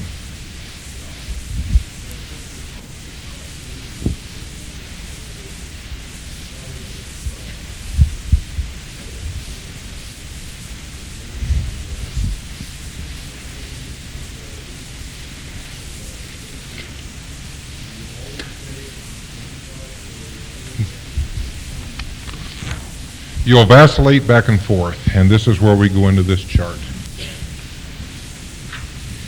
You'll vacillate back and forth by your pain. I've never gotten used to getting one of those straight.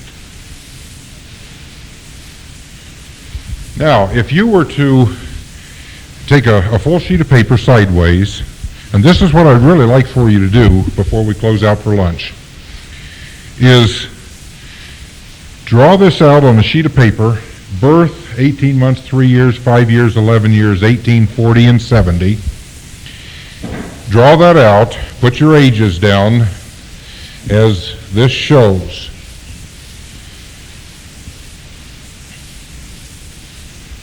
And while you're doing that, I'll show you how this works. I would like for you to identify, and I'll use my experience, I'd like for you to identify the pain, the negative, the sad, the pain, the fear. The positive is joy and security. You are going to have a mixture of these things. Life is not all rotten. But we see it that way so many times the older we get because the pain is so intense that, remember 7 to 1? Takes 7 positives to neutralize 1 negative because we're loaded so heavy in the computer. So what happens at birth to 18 months, chart where your pain is. Draw a line down here like this and over and list your pain. Now, for example, my pain is an abandonment at 6 years. So right back here a little bit, I draw a line, and it was an abandonment. My parents were traveling in evangelistic work for the Church of the Nazarene. I was going to a different public school every 2 weeks for the first 3 years of my school life. How many knows what it is to be the new kid on the block?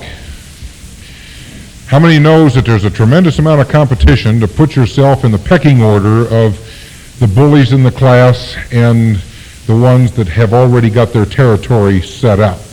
And you come in and you have to pass all of their tests. It takes about 2 weeks to make a friend. I'm uprooted Friday. I get a friend on Thursday, finally in pocket. I start a new school the following Monday for 3 years. My parents saw the drain on me in that, and not having any self-help books, it had to go to the 3 years, and some other issues happened for them to realize I needed some stability. My dad gave me a life commandment, of which we'll talk about after lunch, that says that if you ever fight, that's not the Christian way to settle things, so even if you win, I'm going to whip you when you get home. So I was in a lose-lose situation. So they decided that they were going to leave me with this pastor and wife, and they decided it a week ahead of time, but they didn't tell me till 20 minutes before they drove off, and I was 6 years of age. So at 6, I had this tremendous abandonment, and I said, well, when are you going to come back to get me? We don't know. So to a 6-year-old, compartmentalized, they were never coming back. And they didn't come back for a long time, so I felt really abandoned. At 9 years of age, I was molested by an older man. That set me up for, at 13 years of age, another molestation by a teacher, assistant teacher in junior high school. So I had 3 major violations before or right at the age of accountability that locked me in. Now, the rule of thumb is if I was molested at 9 years of age, and we're going to see this, what it does to us, it takes away our self-esteem and why me, what's wrong with me, why am I different, what caused me, what about me caused that person to do that to me. So at 9 years of age, I matured, and the rule of thumb is you will mature about 2 years past the trauma. So I operated at a level of 11 years of age until I was 40 and started getting help, and God started really dealing with me to put this program together as it is. So all of that time while I was raising my children, I was 11 in conflict resolution, 11 in anger management, 11 in intimacy levels, 11 in responsibility. I was stuck at 11 years of age. People that have had traumas back at 18 months to 3 years will stick at 5. We had one woman that had no memory of her first 10 years of her life. After getting into the program, memories started to come back, and one day, 10 years, she could track it on a piece of paper. And when it came to memory, the subconscious didn't know if it was a fresh happening or a memory. And she caught in her car and couldn't find where to put the key and couldn't get home. And she remembered my phone number, and she called me. She says, I had all my memory come back, but something's wrong. I can't drive. Why? Because she was 5 at the memory.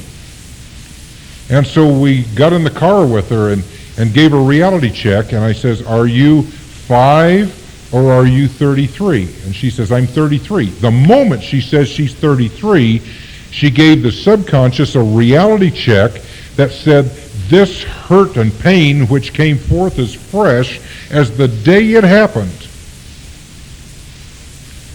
became a memory. See, she brought down the stronghold. The subconscious was driving, and the subconscious did not know when it let that memory uncap if she was 5 or she was 33. So when she realized she was 33 and she spoke it, she came back to 33 and could drive herself home. And she worked through her issues and is now in the middle of her master's program studying to work with sexually damaged children, including the fact that she has dyslexia and still is on the honor roll. That's how we can grow up. But we need to understand the skills and understand what's happening to us so we can start the maturing process again. So if you will identify the pain, the rejection, the sexual abuse, the emotional abuse. The emotional abuse can go way back into here.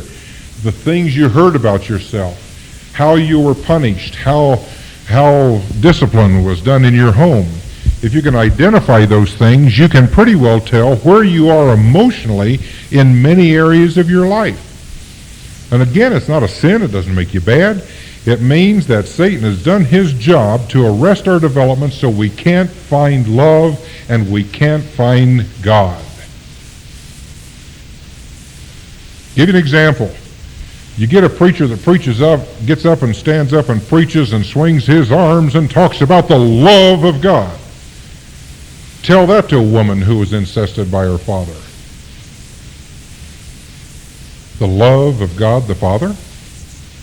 She doesn't understand it. She can never understand it until it's dealt with and she realizes that she was a victim and it's the sin of the perpetrator, not the sin of the person who was the victim.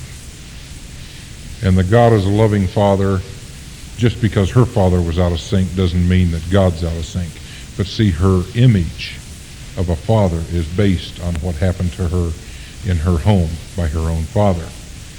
So when we can find these traumas, we can find out roughly where we're arrested in our development in the ability to deal with conflict resolution, anger management, intimacy and relationships and real love, and we can start moving. Even though we're married and arrested and working through pain in these areas, we can still start to move and mature and come up to our age of decision and be what we know we could be if all things were equal.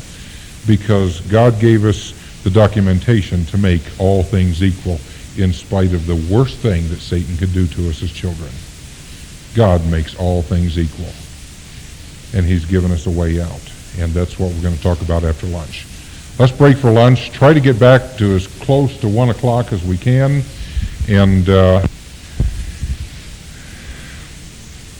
one of the ways that we know that we're in a shame-based system is by the rigidity of the family unit. And what I'd like to do is read through about 33 different things here, statements, and I'd like for you to just keep track. You don't have to write the statements down, but you know how you do 1, 2, 3, 4, and then you cross it to make groups of 5? And I'm not going to, there's no rights or wrongs, it's not a test, but just give you an idea of where you are in the shame-based system by how many of these you can see in your own life, either in the past, and especially looking back, and maybe a second list of how many are active now. Number 1, we become isolated and afraid of people and authority figures. We become isolated and we're afraid of people and afraid of authority figures. Number 2, we become approval seekers and are willing to lose our identity in the process of getting approval. Number 3, we are frightened by angry people and any personal criticism. Number 4, we either become rigid parents, marry someone like them or both, or find another compulsive personality such as a workaholic to fulfill our imbalanced needs. Number 5, we live life from the viewpoint of victims and are attracted by that weakness in our love, our friendships, and our career relationships. Number 6, we have an overdeveloped sense of responsibility, and it's easier for us to be concerned with others rather than ourselves. This enables us not to look too closely at our faults and our responsibility to ourselves. Now, tie that into the church system, and we even feel guilty. We get down to where we feel, number 7, we get guilt feelings when we stand up for ourselves instead of giving in to others. And the shame base of how we're trained in the church, even in Sunday school as little kids, the shame base comes out that if you do something for yourself, you attend to your own needs, you feel guilty for it because you're always supposed to be giving to others. But the Bible says that you're supposed to love your neighbor as yourself. If you can't love yourself and you're trained not to, you can't love anybody else. See, we don't have the model to love others if we can't love ourselves. So there is a self-esteem issue that is biblically oriented to find out our value so that we can receive what we need to mature and to grow up and nurture. Number 8, we become addicted to excitement. Number 9, we confuse love and pity and tend to love people we can pity and rescue. Number 10, we stuff our feelings from our traumatic childhoods and have lost the ability to feel or express our feelings because it hurts too much. This includes our good feelings such as joy and happiness. Our being out of touch with our feelings is one of our basic denials. We were talking this morning a little bit. Somebody made the statement, I feel like memories are coming back, but I don't remember the memory, but I'm feeling the pain. And see, that's part of that shame base that I feel a memory coming. I don't know what it is, but the pain is so great, and I'm not worthy of having my pain attended to. My shame base is so great that if somebody does try to help me through my pain and be there as a support and a reality check to give me what I need and maybe call a spade, I can't handle it. I can't even handle, I'm not worthy of even the good support that I might get. So see, the subconscious will keep capping off that memory, but we'll still live with the pain. And the pain will then manifest itself in our reactive behavior. Number 11, we judge ourselves harshly and have a very low sense of self-esteem. 12, we are dependent personalities who are terrified of abandonment. We will do almost anything to hold on to a relationship in order not to experience the pain of the abandonment feelings, which we continually receive anyway from living with sick people who are not there emotionally for us and don't know how to be there emotionally for us. Not that they're bad people, but they don't know how to be there emotionally for us. And our needs are not met. And in spite of that, we cannot let go because the pain is so great. 13, we replicate the characteristics of the rigid family system from generation to generation through our modeling. We are reactors instead of actors. 15, we always guess at what normal is.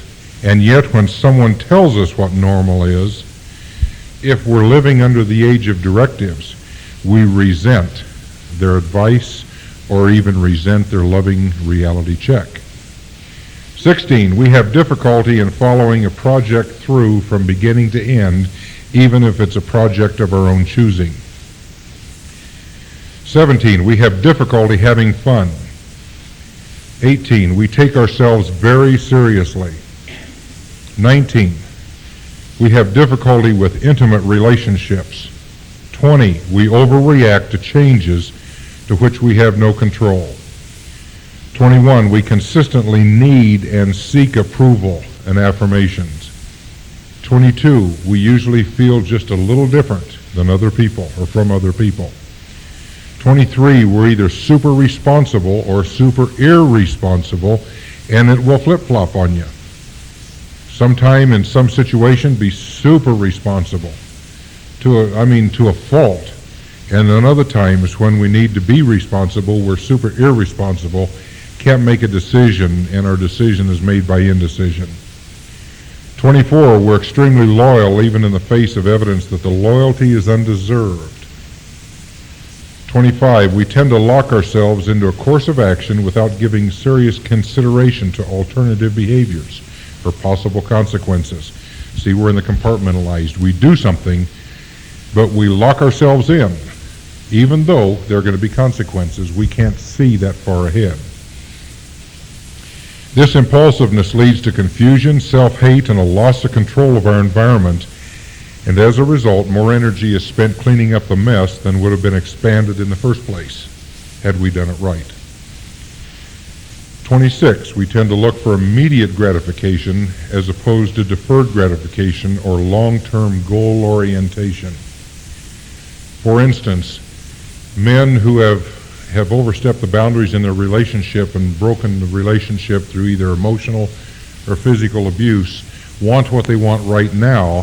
They are locked into that childish behavior to the point that they cannot see that as I grow and she grows, we then have the ability of long-term orientation in our relationship that could be successful, but the childish behavior says, I want what I want when I want what I want, and that's right now. I don't want to take the time for long-term goal orientation in our relationships. And that's because of our need, our compartmentalization, living under the age of directives. 27, we have more problems bringing sex and love into proper perspective and realizing that sex and love complement each other in a balanced relationship. 28, we become procrastinators. 29, we set ourselves up for failure because we're afraid we cannot maintain success. 30, we tend to set our goals so high that they're unattainable. Then we become angry with ourselves for not meeting the goals. 31, if our ideas or opinions are rejected, we feel rejected.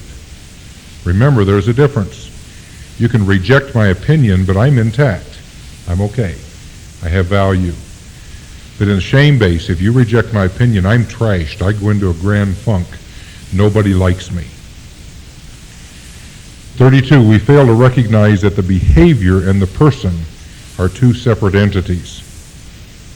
33, it's more comfortable to stay in a situation than to stress and leave and face the unknown. And then Susan Forward in her book on shame and it's she does one on shame and incest. Talks about the 3 Ds. When we have had that type of trauma happen to us, we feel dirty, damaged, and different. And if we are in a shame base, feeling dirty, damaged, and different, we have 3 rules: don't talk, don't trust, don't feel. The shame base gives us a basis for being dirty, damaged, or different, so we don't talk, we don't trust, we don't feel.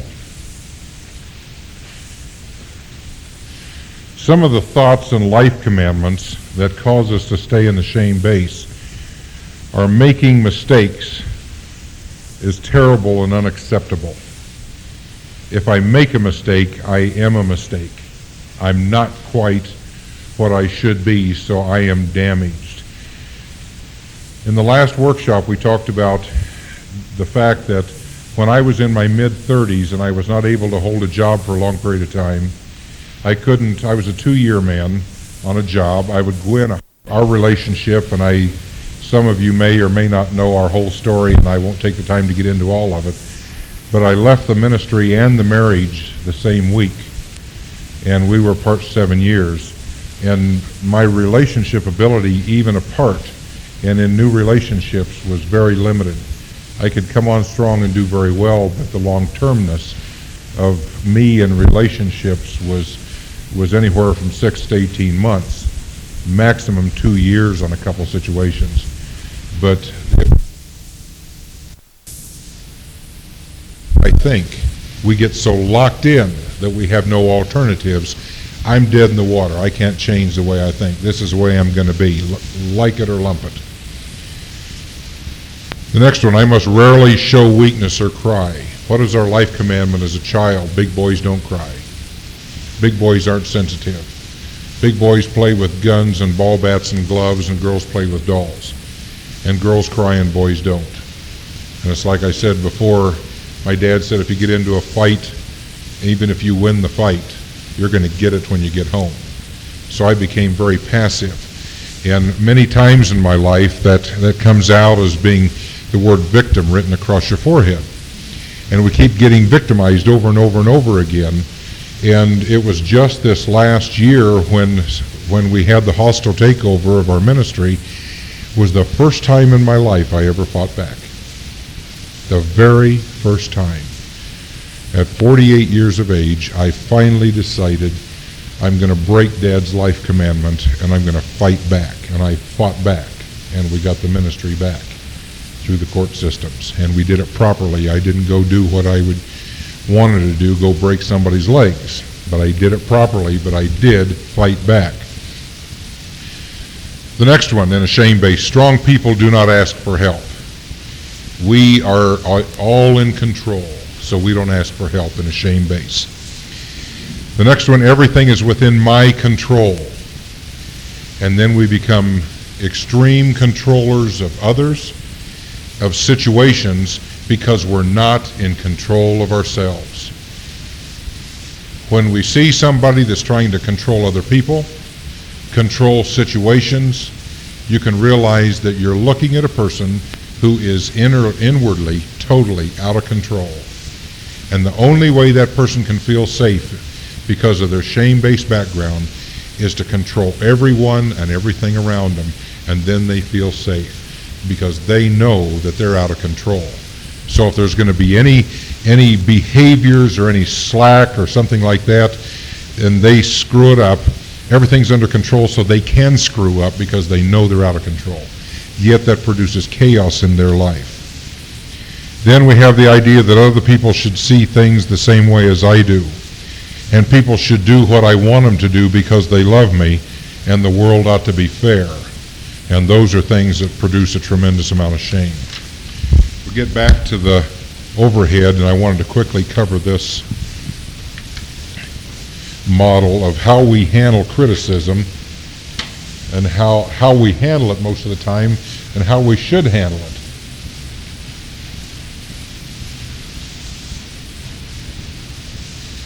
Coping with criticism, your boss says you've been doing poor work and your attitude is bad. If we're in a shame-based system and we're passive, now there's a passive-aggressive, and that's a whole other workshop. But if we're passive and everybody runs over us and we're victims, the thought is, I'm always doing bad, I'm worthless, I'm no good, which produces a sad and anxious feeling, and the behavior is isolation, moping, giving up, quitting the job, looking for something else. You can apply this to relationships. We quit the relationships. We burn off sometimes some potentially good relationships, but we burn them off because of the lack of options to work through the confrontation or any conflict. So we avoid work, put yourself down, work suffers, become increasingly depressed, and get fired. That's the end result of that type of an attitude.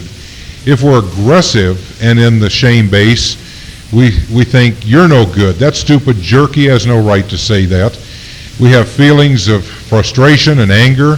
Our behavior is accusations and belligerence, and the outcome is the relationship with your boss suffers due to your solid angry behavior, and you fail to learn from the experience. If we realize that I'm in a guilt base, I have value, and I'm going to take the input. Let's see what I can learn from this. Our feeling is that of security.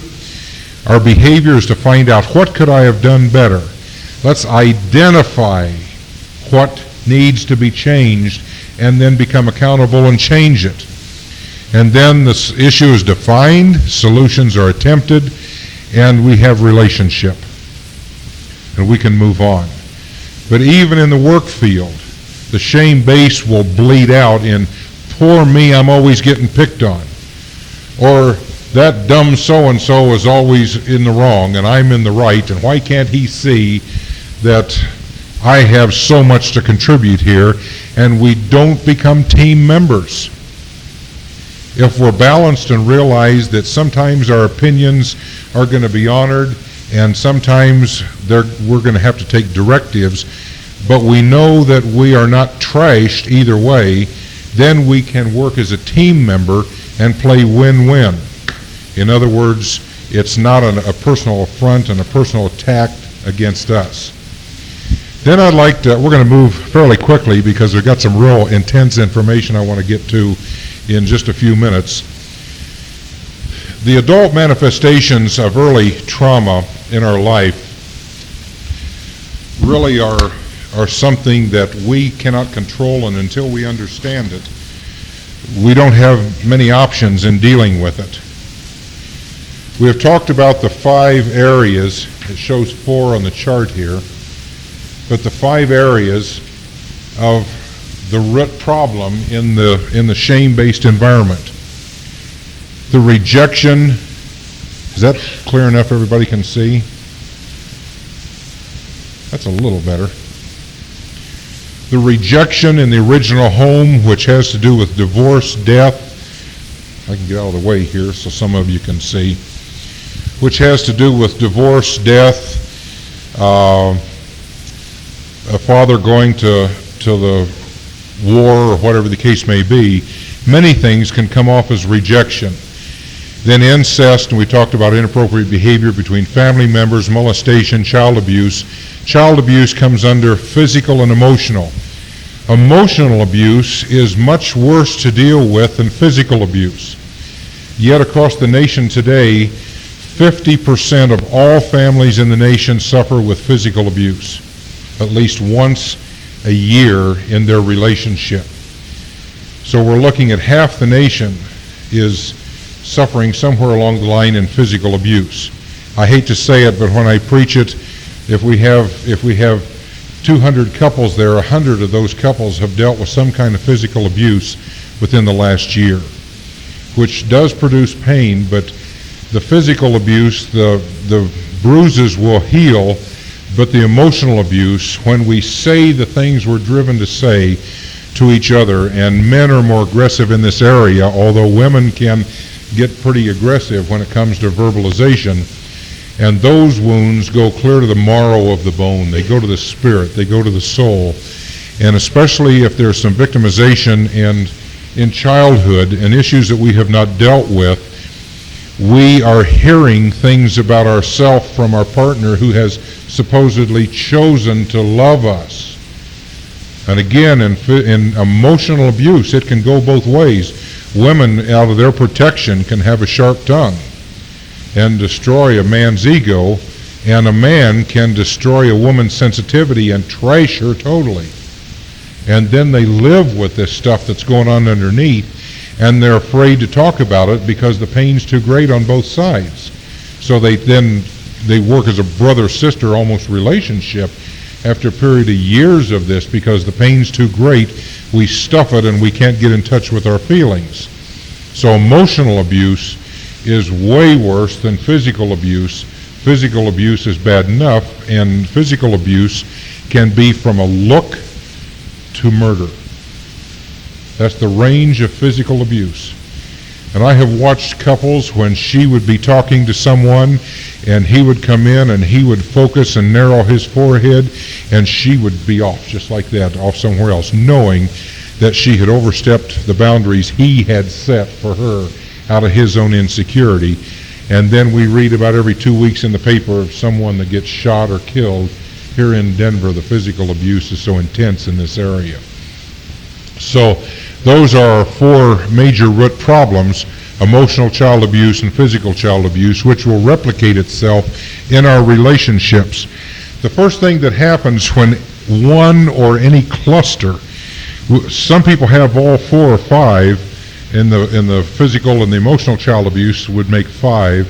Some people have all, some people maybe have 1 or 2 in a cluster. But what happens is the first thing that happens in the child, and we're going to see that we're looking at child, teen, adult, and marriage. Now, is that speaker far enough away that you can see around it over here? Or do you want me to move that? Okay. We don't move from child to teen. We drag all the stuff behind us from child to teen, so that when we're in a marriage, we're dragging all this childish stuff on over with us, and it compounds by our development and by our age and by our responsibilities supposedly that we undertake in our marriage. But the first thing that happens to a child is loss of self-esteem immediately at the point of that trauma that can be identified. The child says, "Why me?" And I can remember when I was 9, my rejection at 6, when I was left with this other pastor who was physically abusive, did not hit me as hard as the molestation by an older man. What is wrong with me that caused him to do that to me? What did I do that drew him to me in this area? So I took full responsibility for his behavior. In a excuse me, lunch was good even the second time.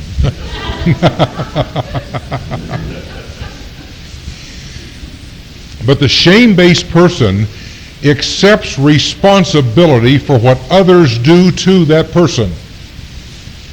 In a guilt-based situation, it is not about me, it's about his behavior, and I didn't cause it. And it took me years. I was over 40 years of age before I learned that I was not responsible for what happened to me. All of those years, I thought, it's me. I drew it. It's my fault. I'm no good. Everybody within 40 miles knows that this has happened to me and that I'm no good. Everybody knows it. So my countenance was down. My behavior went radical. I feared rejection, and we'll come on down the line, but we think that everybody can see us because as children, we get locked into our compartment of pain. And that compartment of pain in the subconscious mind is always underlying. Until I finally, the pain was so great, I forgot about the molestation and didn't remember it until 3.5 years ago. Yet I behaved through the stimulus, remember, subconscious, all of this. I behaved in my reactive behavior, although I had no memory of it. I could not remember it, but my reactive behavior was always there. Then the second conflict is rejection. The fear of rejection causes us to spend more energy than we can understand. The things we do to keep from being rejected. We fear it, so we start to reject self. And the moment we start to reject ourselves because of our pain, we start rejecting other people too. That brings such a void and such a hole in our system that we have to protect ourselves some way, so we do it two ways, by living in bitterness and by lashing out at others. And then we move from the lashing out to the denial, the stuffing that it happened. Now, how many have heard me talk about the throw-up illustration in the plastic pan? Hey, I get to tell that again. The subconscious mind, how many of you have not thrown up in your life? Anybody that's never thrown up? You brought your earplugs, didn't you? This is a graphic illustration, but it really makes sense. In stuffing, the pain is so great that we don't want to deal with it. And yet, if we in the physical body have a pain or have a virus or something, we throw up so we can get rid of that, and we will feel better after we throw up. Basically, quite quickly after we throw up. The subconscious conscious level is an overlay, just like the physical level. And I use the illustration of a health book in junior high or high school where you have the skeleton, then you pull over a clear page, and it has the blood vessels, and then pull over another one has digestive, pull over another one, and pretty soon you've got muscles and skin and a whole person. The spirit person or the mind subconscious is an overlay to the physical body. And when the pain emotionally is so great, the subconscious wants to bounce it out and find out what reality really is. But if we don't have the skills to deal with reality, we don't understand that we are okay in spite of what has been happening to us, that we have value, and it's victimization versus my value, which is still intact. We will deny that it happens, and it caps off so that we will survive and not go suicidal, and we'll lose the memory of it. The subconscious, then, if we throw up, and if you've had to throw up in the middle of the night and you have a plastic waste can next to the bed, you know you're going to, but you're not going to stay up till 3. You go to sleep, about an hour and 45 minutes later, you grab the pan and head for the bathroom, and you grabbed it too late, and you fill the pan. Do you go in the kitchen and grab a plastic spoon and start eating it back down again? You'll never forget this illustration. What's happening, though, in the subconscious mind when the trauma comes against us and we are hurt so desperately, the subconscious is trying to scream, Are we still okay? And we keep swallowing. And we won't deal with it. We don't have the skills to deal with it, and the pain is great. And eventually, the subconscious gets the message, this is not to be dealt with. We don't have the skills. So I'm going to cap it off, and we're going to seal it off, and yet, if you seal off the pressure cooker, it'll blow the seal. So we don't have a memory, but our behavior simmers around the edge in things that are unacceptable in family relationships, and even on the job. It'll bleed off depending on the depth of our pain. So we stuff it, and when we start stuffing it, we end up with frozen feelings, and then the next step is memory loss. Then we set ourselves up on number 5 for a life of survival by denying. We move to the child. When this happens to a child, the child goes into isolation, mood swings, withdrawal, and why me anger. Then the rejection causes an escalating rebellion, making people prove to that child that they love the child.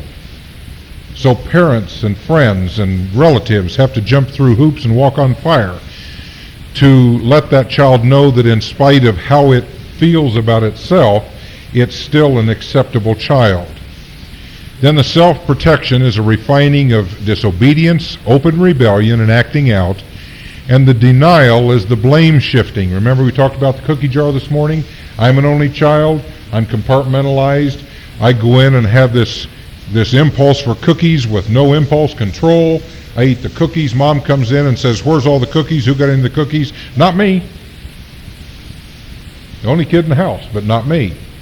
We aren't refined as a little kid to the teen area and puberty area of blame shifting to other people in other situations. It's just not me at that point in time. Then the teen starts to develop the false front, the dual personality, and the refining of self-doubt. Then under rejection, the fulfillment of rejection, there's a sabotage of friendships, a sabotage of relationships.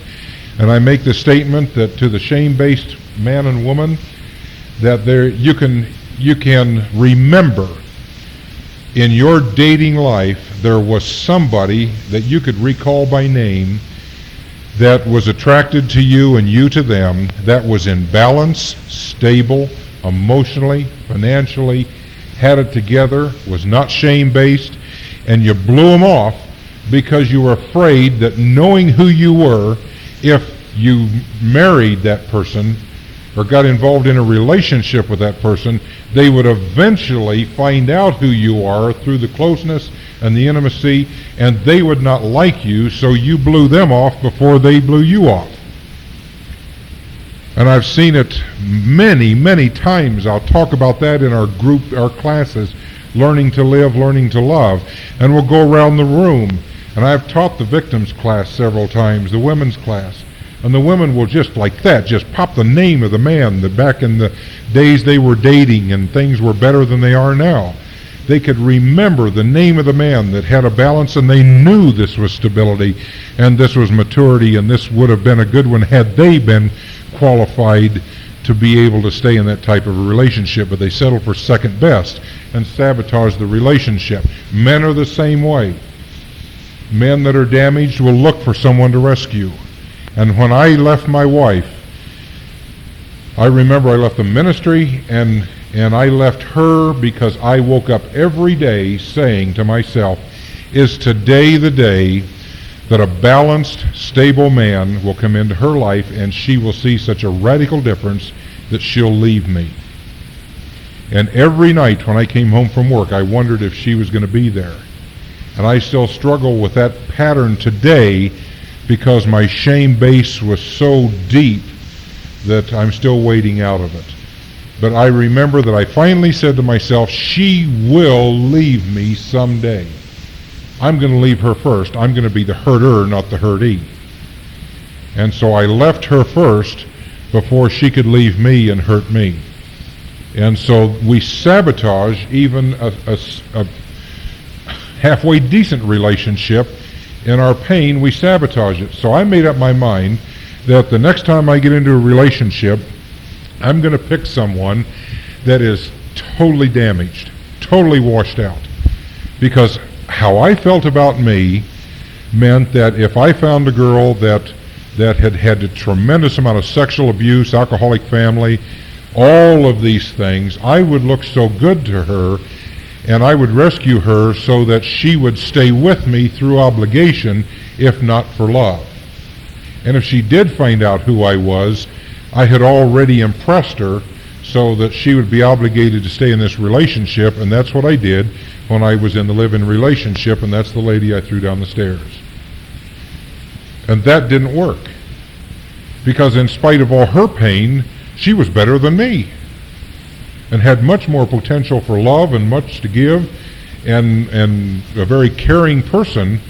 And so even though her pain was so great, I set out to destroy her so that she would become totally dependent on me, by keeping her isolated and destroying her self-esteem even lower than it was. So we end up doing a lot of things that in sabotage and setting ourselves up for failure.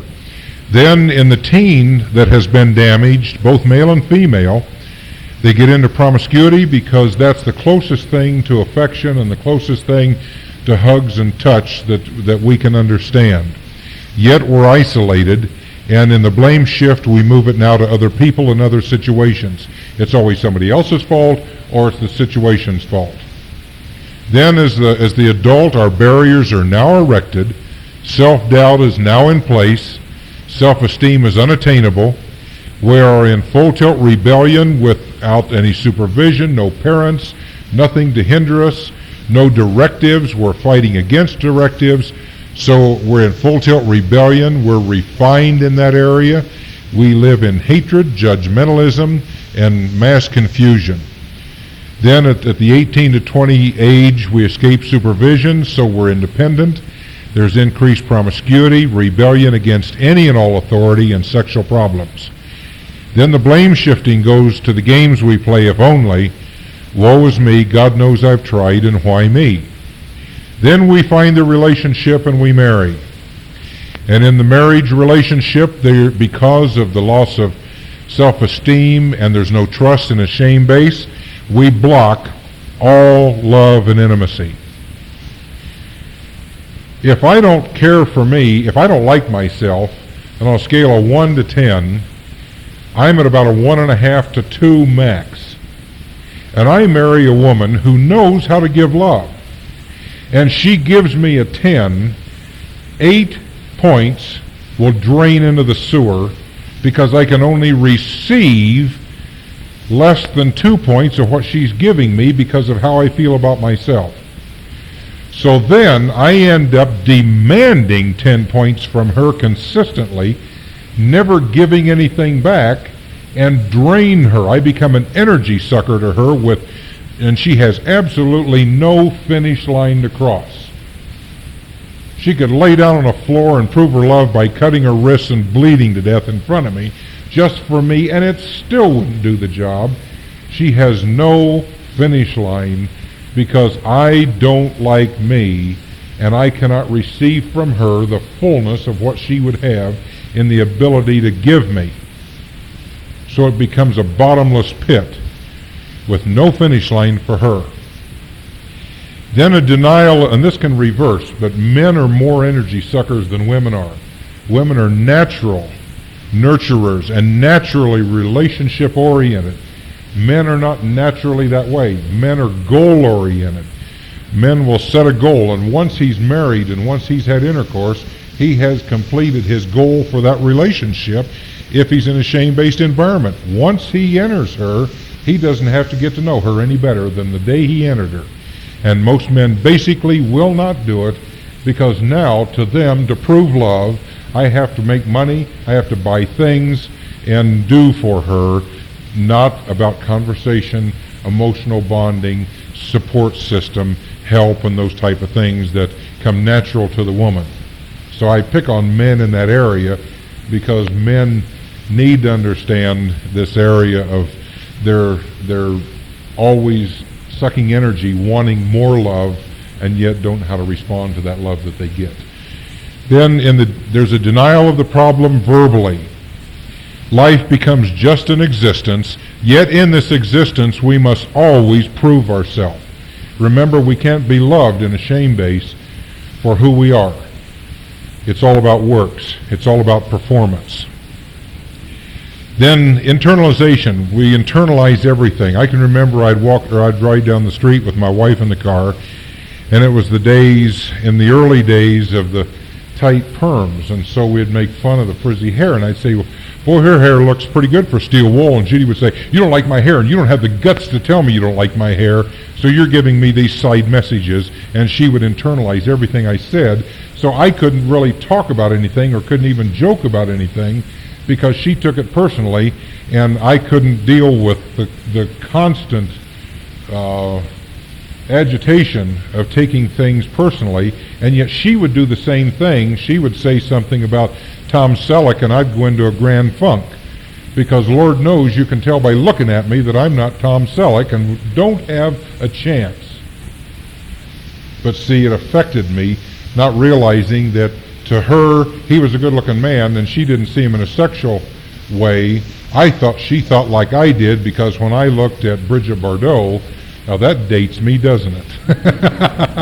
1957, I didn't look at her as a wonderful person. See what I'm saying? I looked at her through sexual eyes, and I thought the whole world looked at everybody else the same way I looked at them. What did we talk about projection this morning? See what we do? Then we have addictive personalities, and it can be addiction to sex, it can be addiction to substance abuse, it can be addiction to each other, it's whatever, food, and that's mine. You could never guess, could you? Then the isolation and loneliness. We can be in a crowd and still be isolated and still be lonely. There's a distrust. We never, in a shame-based environment, we never quite learn to trust. Never quite learn to trust. We become suicidal at times, to the point that, especially for victims will become suicidal and really plan it and rehearse it, act it out, but not do it. And we deal with a lot of that in major depression. Then we live in fear. We live on adrenaline, always anxious. The way that we bleed out around the edge is hostile humor, and I can watch couples and see how they respond to each other at a party or in a crowd and see the hostile humor and know right where that relationship is. It's very evident, because it's not safe to blow it off at home, but you get out and you're so angry and that reservoir keeps churning and the adrenaline flows and the hostile humor comes out and we're victimized once again. And both sexes do it to each other because it's a safe, low-risk way to vent off the steam of this churning reservoir of anger. Then nagging. Always criticizing something in the home. Always just a little nag here and a little nag there, a little nag somewhere else. It's really not about the behavior of that person. It's about a deep wound down underneath that cannot be expressed because we in a shame base can't confront, and we have no skills of resolution. And if we had skills, the shame base says that even if you had skills, you're not worthy of coming out of this shame base. You're locked to the shame base. And so instead of facing what hurts so desperately, we blow it off by criticizing our partner in every little thing. Your shoelaces don't match or whatever. I mean, it's something that's really has nothing to do with relationship, has nothing to do with sin, has nothing to do with anything bad. It's just normal differences between people, and yet the one that's so buried in the shame base, the deepest of the two in the shame base, will be the highest critical person in the relationship. The deeper the pain, the more you become judgmental and critical. Now, my pain was so deep that I thought that Jesus had gotten up off the right side of the throne and gone to the bathroom and appointed me. That's how critical I was in my early days. And it was only 8 years ago when I started my journey out of this that I was able to be flexible enough to allow people to be people. And they didn't have to meet my warped criteria. Behavior was that way. Then we're defensive about anything because to take criticism is to be trashed. So we're defensive about anything that comes along. We live in a lot of anger, always churning. We're always provoking, both men and women. Now there was a move on that says women provoke their own violence. Women do not provoke their own violence. And I disagree with that to the maximum. There is, to a woman who it seems to the man is provoking, to her she's diffusing, not provoking. Again, the woman is relationship oriented, and when she sees and senses and feels that the man is escalating and things aren't quite right, she will say, honey, what's wrong? We need to talk. He takes that as provocation. She sees it as trying to diffuse so it doesn't go to a whipping contest or getting beat up or getting emotionally trashed. And she will generally, before he blows off steam and either hits her or trashes her emotionally, she will generally try to diffuse 3 times. The 3rd time she tries to diffuse in kindness, and she'll say, well, I'm seeing some things here we need to talk about. I'm sensing something. Something's wrong. What's going on? He says, what's wrong with you? All you do is think about that. All I get over and over is rag, rag, rag, nag, nag, nag. What's the matter with you? Can't you leave me alone? Nothing.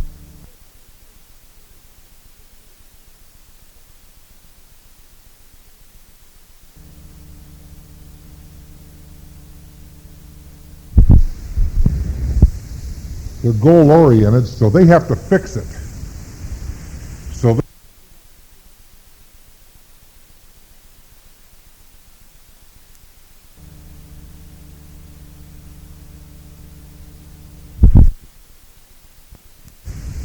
they're goal-oriented, so they have to fix it. So they'll provoke, and she will say, when he finally starts going off, and he's going to fix it, hell or high water, he'll want to deal, and she'll want to talk. She'll want to share, he wants to fix. And pretty soon that bantering back and forth will get to a point in that relationship at that point in time when she says, time out, this is not what this is about. And he goes on and he's going to fix it if it's going to kill the relationship. He is going to fix it. Because, and I was watching Donahue the other day, women get up and ask questions and share feelings, and men get up and fix it. He'll interview men in his audience, give them the microphone, and they got the answers. They become the facilitators, and they become the teachers and the psychiatrists who are sitting on the platform up there. They got more answers than the psychologist does. So they just got done saying that, and they passed the microphone around, and the women had questions. They were willing to take input. They wanted to communicate. And then he passed the microphone to some guys, and the guys fixed all the answers to the women in the audience. Men are natural fixers.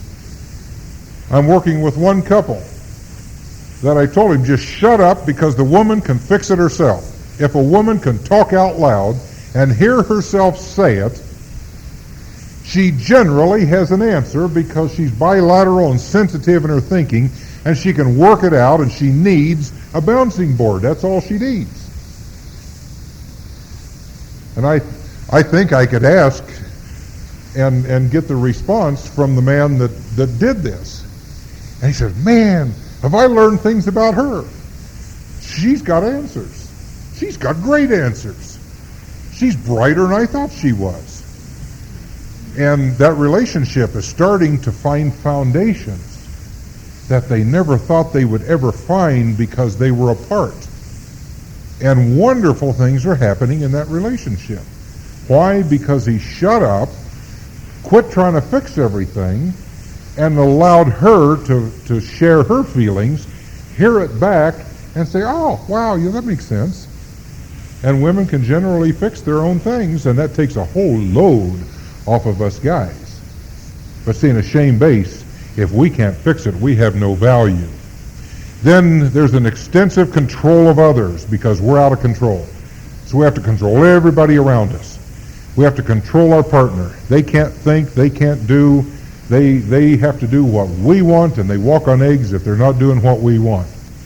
Then a control of situations. And I can remember that when even though I was living with a woman, I moved my wife because I wanted my cake and eat it too. I always wanted to back up. That was that little boy in me. And so I moved her 300 miles away, left her in a city of about 6,000 people without a car and without a phone because I wanted her isolated. I controlled her environment. That's how controlling I was.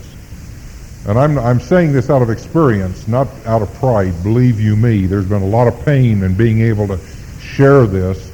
And we were talking at lunch. People tell us to forgive and forget. That's a crock. You will never forget the pain in your life. You cannot erase memories.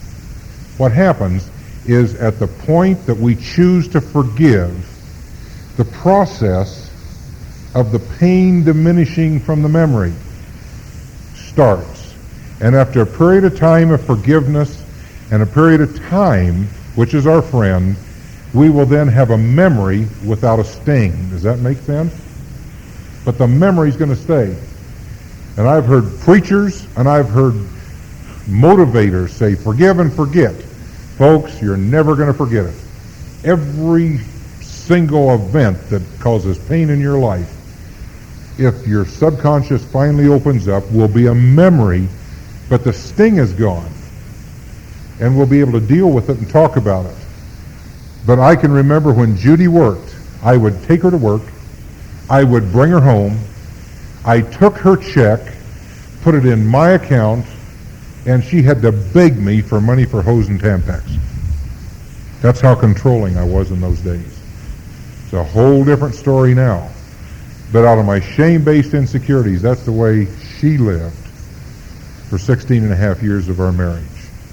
And then in spite of her being compliant, and in spite of her being a victim, it wasn't enough for me, and I left her and became the hurter so I wouldn't become the hurtee. Then we have no self-control. When we're in a shame base, we control everything else and everyone else in our universe except ourselves, and we end up with mass confusion. We will not risk our emotions. Big boys don't cry. Big girls don't express feelings and pain, because to do that means that we're acknowledging that something's wrong, and in a shame base we can never acknowledge that something's wrong, because if something is wrong, we're wrong. So we live in a life of shame. We're bad. Our indecisions are made by indecision. We remarry, and remarry the same patterns over and over and over again until we can get out of the shame base. We live a lifetime in our mind hoping for something better, but in our speech we're always saying it's never going to get any better. There's a dualness. The only way we can survive is to hope for something better, but we never speak something better, and we're afraid to move ahead and be what we know we could be, because we think we're totally damaged with no hope. One of the things that I want to cover this very quickly. One of the things that we deal with in the shame base is the inability to communicate. Anybody agree with me there? And communication is difficult because we have hidden agendas personally in our subconscious filtering system that don't allow us to see reality for what it is.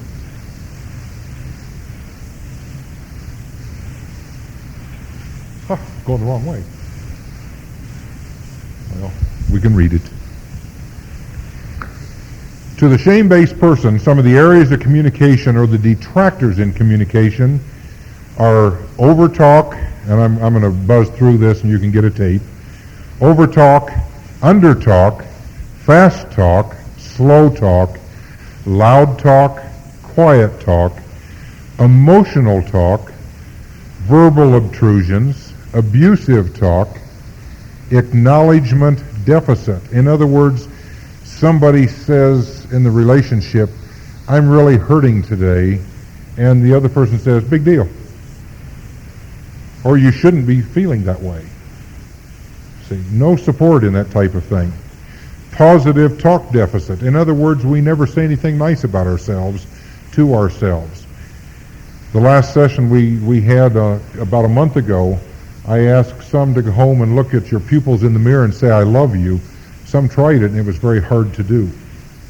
It's hard to tell ourselves positive things because we've been receiving so much negative in a shame base. Counter-complaining in communication, topic avoidance, topic shifting, topic persistence. In other words, something's going on and we men have to fix it.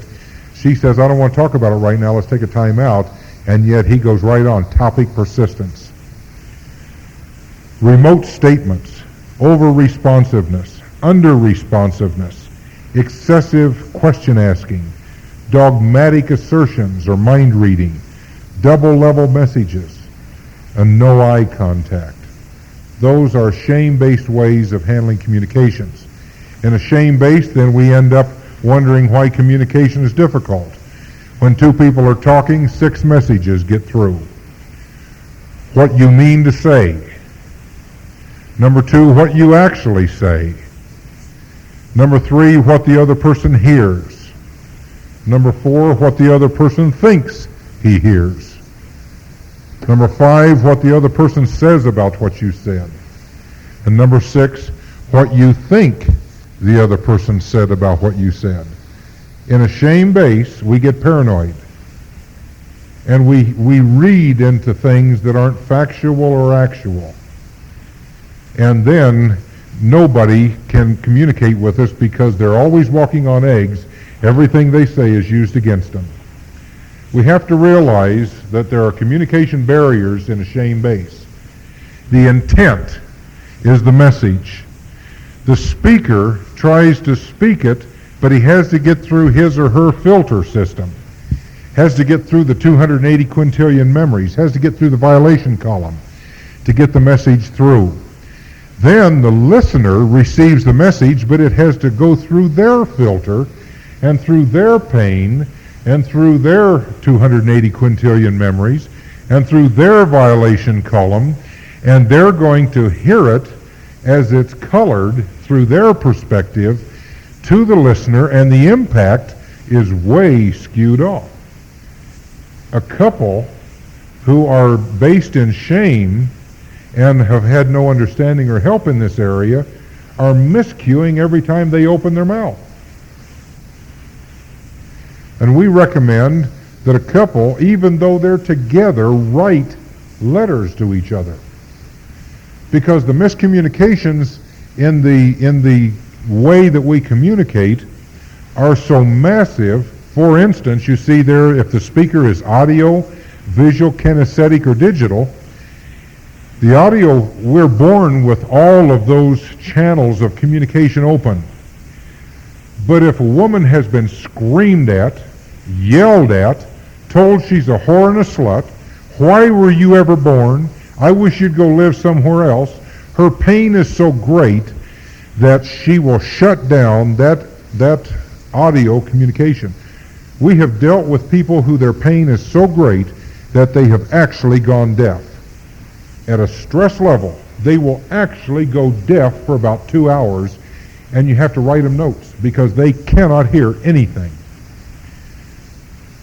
And I was going to play the tape, but we don't have the time, with Dr. Tim Savage, who was dealing with a minister whose dad said, when he was a little boy, said, go to the basement and never come up. And the little boy went to the basement with his brother, took his little brother down, and as the mother tried to intervene at the top of the stairs, the father shot the mother through the neck and killed her on the spot. And then the father took the gun and turned it on himself and killed himself, and at the top of the stairs is the father piled upon the mother, bleeding down the stairway. And the little boy screamed and screamed and screamed for hours until a next-door neighbor heard it and came in and saw this mess, and 30 days later, the oldest boy went deaf and has dealt with a hearing loss for the rest of his life. Why? Because the pain was so great that we will shut down in the channel of our pain. To an incest victim, the kinesthetic is the feeling orientation.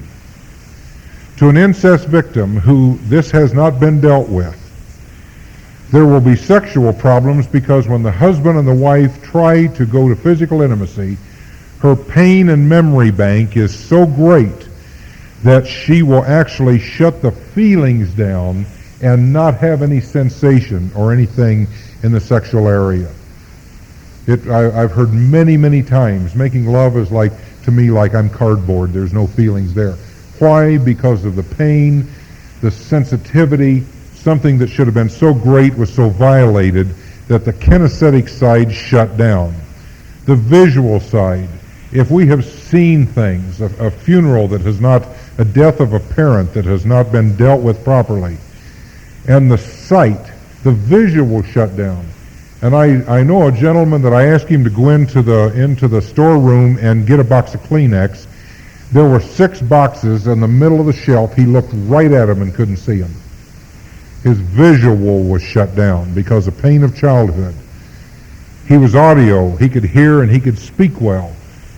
But his visual was shut down, and he could only see them as he walked out of the room and glanced back and quickly caught it and would reach for a box of Kleenex or reach for supplies. We shut down in the channel of our pain. And to communicate with each other, we have to realize in a shame-based environment, where is the pain? Is it audio? Is it visual? Is it feeling orientation?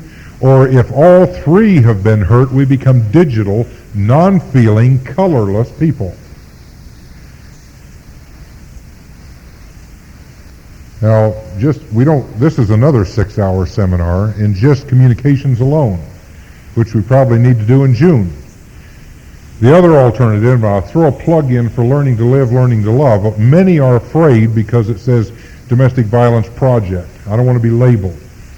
But we deal about 3 modules with what domestic violence is, and we move on through into these areas of communication, in the areas of feeling orientation, getting in touch with anger, and facing the anger that even goes back to childhood.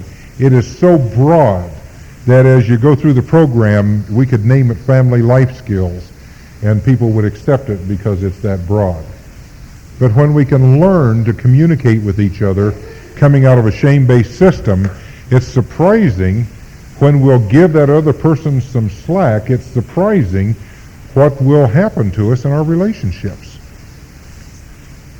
Now, I've been through a lot of relationships, and I'm not bragging. I'm just saying they all ended up the same way. Just a different ceiling, a different face, different walls, different pictures on the walls, but the same issues, the same hurts, the same feelings. And when I ended up on the attempted murder rap, and of course that pretty well closes out a relationship. Doesn't take a fool to find out we're not going back together again. And I started dating, I realized that there is so much pain around this world and so much pain in the dating relationships. And my first wife had not remarried. And I called her up and asked her out on a date, and we dated 11 months before we remarried. And I realized that what I had was valuable, was fixable, if I was teachable, and we put our original relationship back together again. And today I'm remarried to my first wife and put my original family back together again. And then it was really exciting because I wanted the empty nest syndrome, but the kids all came home in their 20s. And Judy and I have only been alone for less than a year. A little more than that, I guess. But out of all of our, it would have been 30 years, last December, it would have been 30 years for Judy and I, but we're celebrating the 7th, going into the 8th year of our second marriage.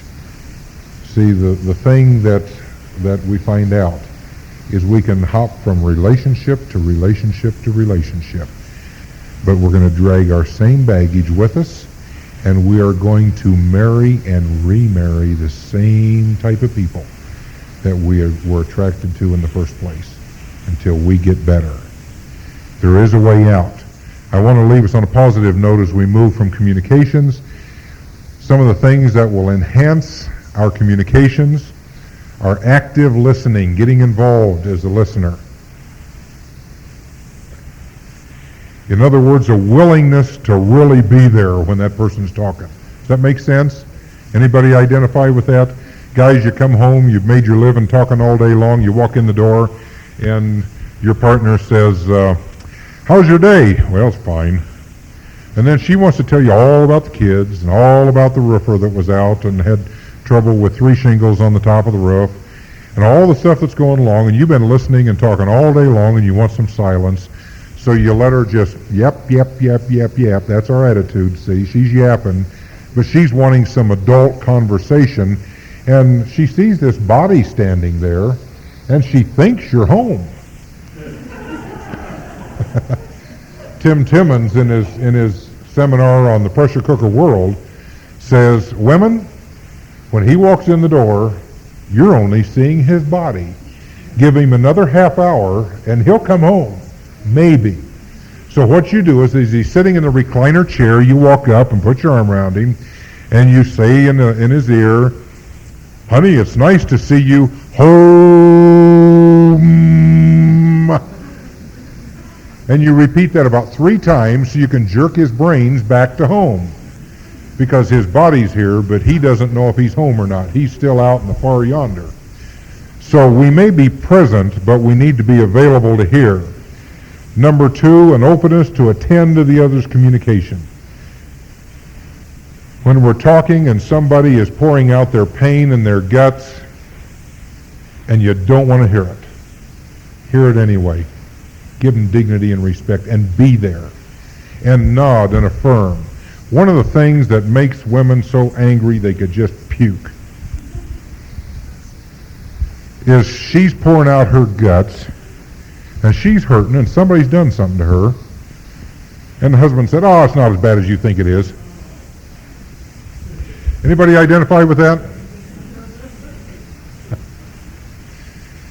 And here it's maximum to her. Yeah. I imagine we could have a lot of answers. What she really needs to hear is, honey, I'd be mad too if that happened to me. See, the support, the affirmation, the acknowledgement that it really did happen.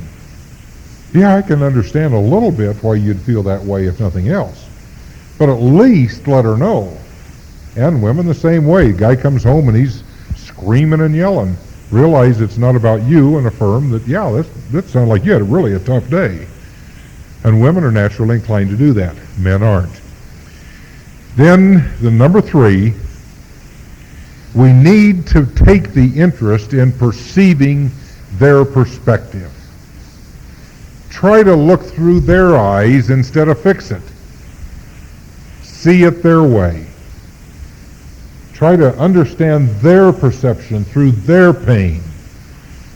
And as you get out of the shame base and you're able to talk about feelings and past and things like that, they go back to childhood, which we drug in, and it wasn't about me. Judy's problems were not about me. That went back to her childhood. The things I did to her were not about her. They were about me. So I was able to talk about those things and give her an understanding where I was coming from and take her off the hook and say, it's not about you, Judy. I want to share something. It has nothing to do with you. This is about me and why I'm reacting today, but it goes back to, I've dug out some stuff. See, so hearing it and taking an interest in their perception. Number 4 is a biggie. I want it in capital letters. A readiness to suspend judgment or evaluation. In communicating with your partner, a readiness to suspend judgment or evaluation.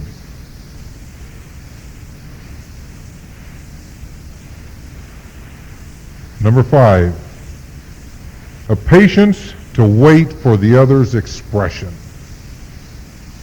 Sometimes we men try to second guess, and men are better at it than women. And we'll try to read their minds and fix it before they have a chance to even express it. Let there be some silent time at the end of the sentence or the end of the paragraph, so she knows she's heard, and that you're not rushing her because you've got to go work in the garage. Take time to communicate. Number 6, and this is the last one, a commitment in the relationship to work toward communication that enriches both parties. Work toward communication that enriches both parties.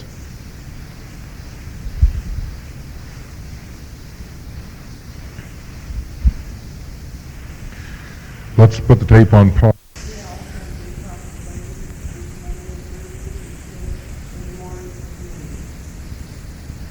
So either one of those, yes.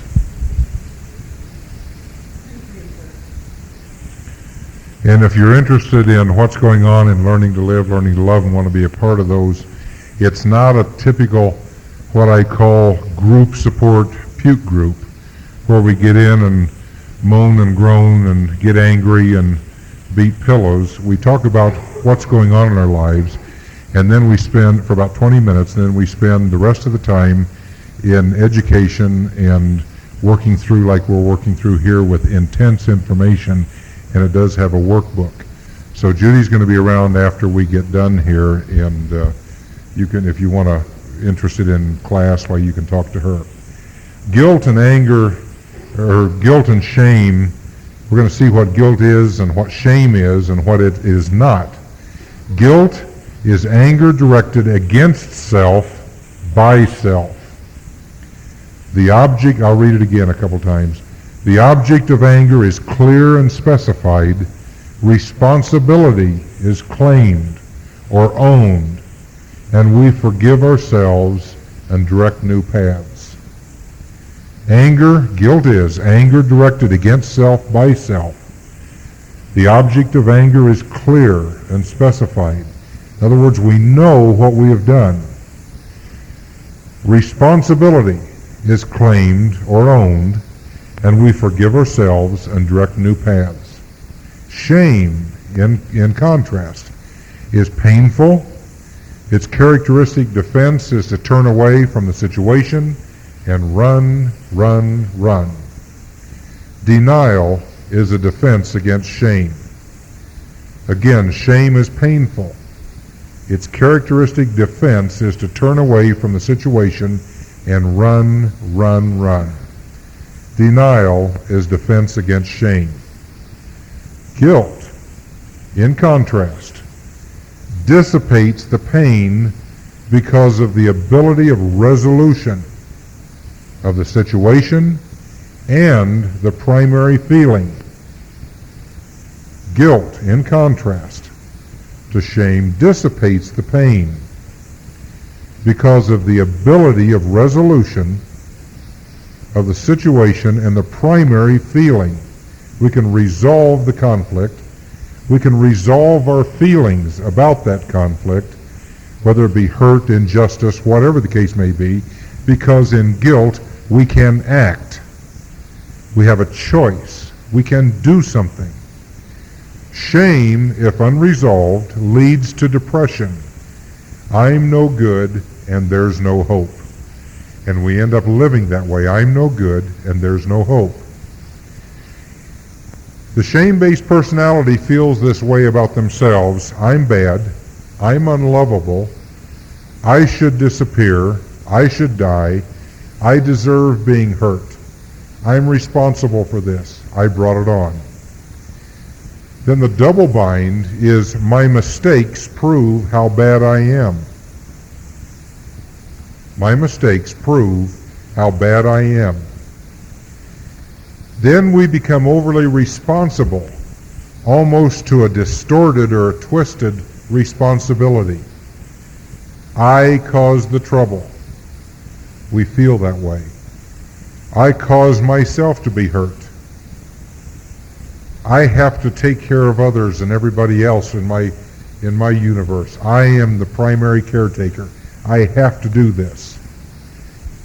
I'm responsible for everything. Now, we don't consciously say that to ourselves, but we feel it in our behavior, and we act it out. In other words, I have to take care of others, which means that we force ourselves on other people and invade their boundaries to make ourselves feel good. And they come to the point they don't have any choices in their life. They can't say no anymore because we force ourselves into their boundaries to make ourselves feel valuable and control their outcome, their emotions, and their environment. Everybody with me? See how we get so responsible that we know what's best for them, and we take them to a point where they have no ability to be what they know they could be. Then we also get into the area of lack of internal mechanisms to trust ourselves. In a shame base, we do not know true reality. We don't understand reality and normalcy. Our self-belief sometimes, because things are so out of control in our personality or our personal life, is I must be crazy. Something must be wrong with me. So we end up with this self-doubt that sabotages almost everything we do. Our reality checking is twisted. We don't understand what is real. We wouldn't know normalcy if it danced across our forehead. Because again, there was no validation in our childhood, no good reactions or reality checks. We just didn't know what was real because the secrets of the family. Then we're not sure about our beliefs and our feelings. We're always questioning our beliefs and our feelings internally, yet we're shoving them off on other people. So they allowed it to happen. They did not allow themselves to feel the pain and to get in touch with the real feelings. So they couldn't tell if it was abuse, if it was discipline and punishment, or if they were being hurt. In the guilt-based environment, we recognize these three factors. Under guilt, I made a mistake. I made a mistake. I did a bad thing. Now, so you can apply this to your Christian experience. First time you ever came to the Lord, what do we acknowledge? I have sinned. I made a mistake. Sin is sin. And we realize that to sin is a mistake. And God forgives that, and we can become accountable and move ahead. I had to throw that in. I did a bad thing. I acknowledge responsibility. And my behavior was wrong. So under the guilt-based environment, I made a mistake, I did a bad thing, my behavior was wrong, and this exists in a system of accountability.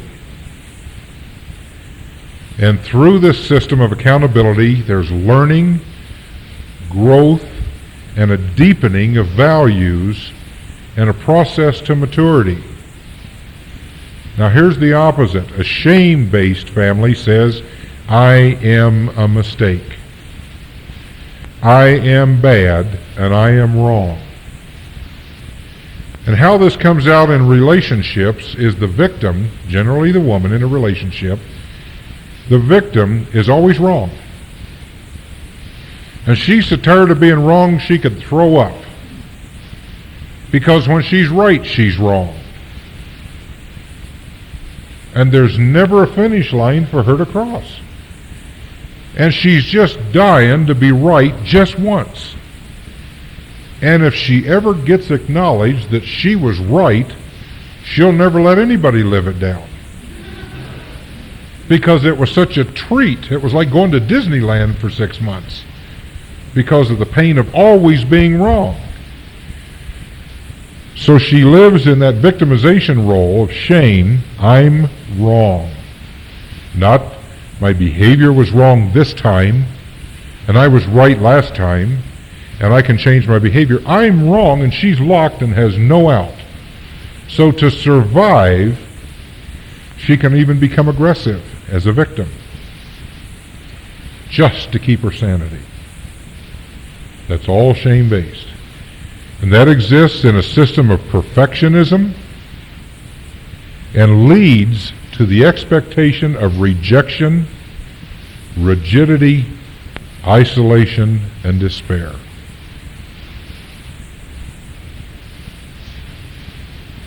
Yes. Shame says, I'm a mistake, I'm bad, I'm wrong.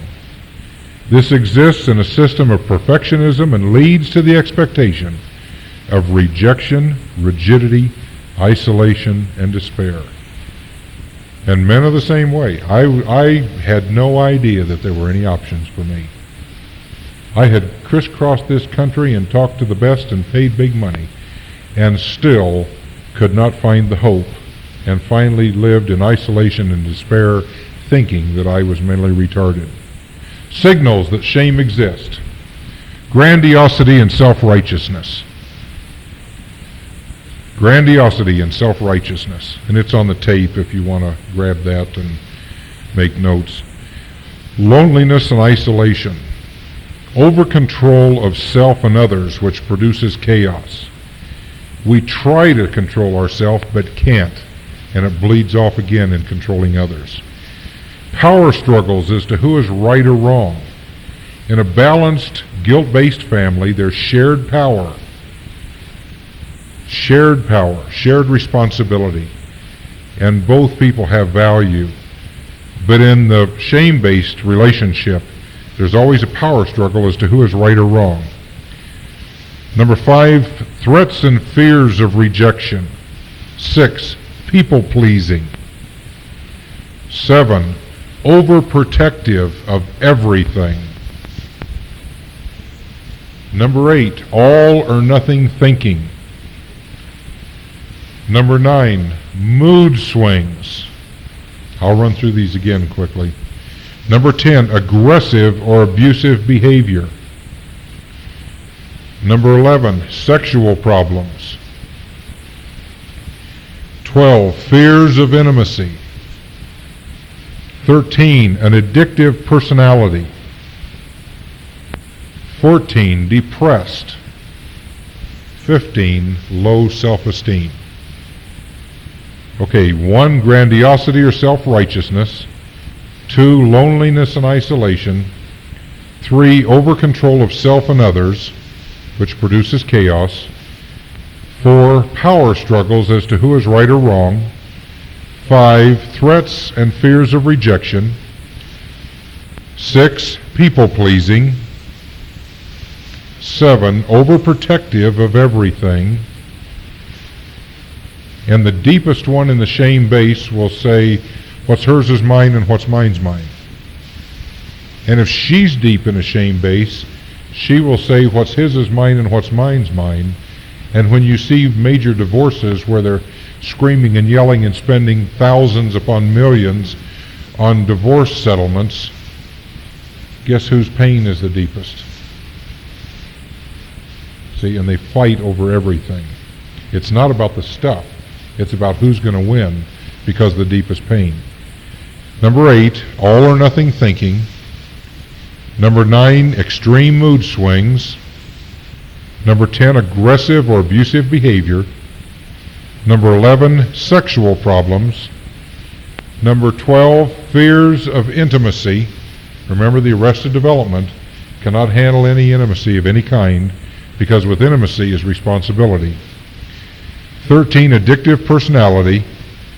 14, depression. 15, low self-esteem. 2 sources of shame. One is the inherited generational shame, such as, I was born on the other side of the tracks. Remember the song Patches? How many are old enough to remember that? The story behind Patches, here we are up in front here, some of us older folks.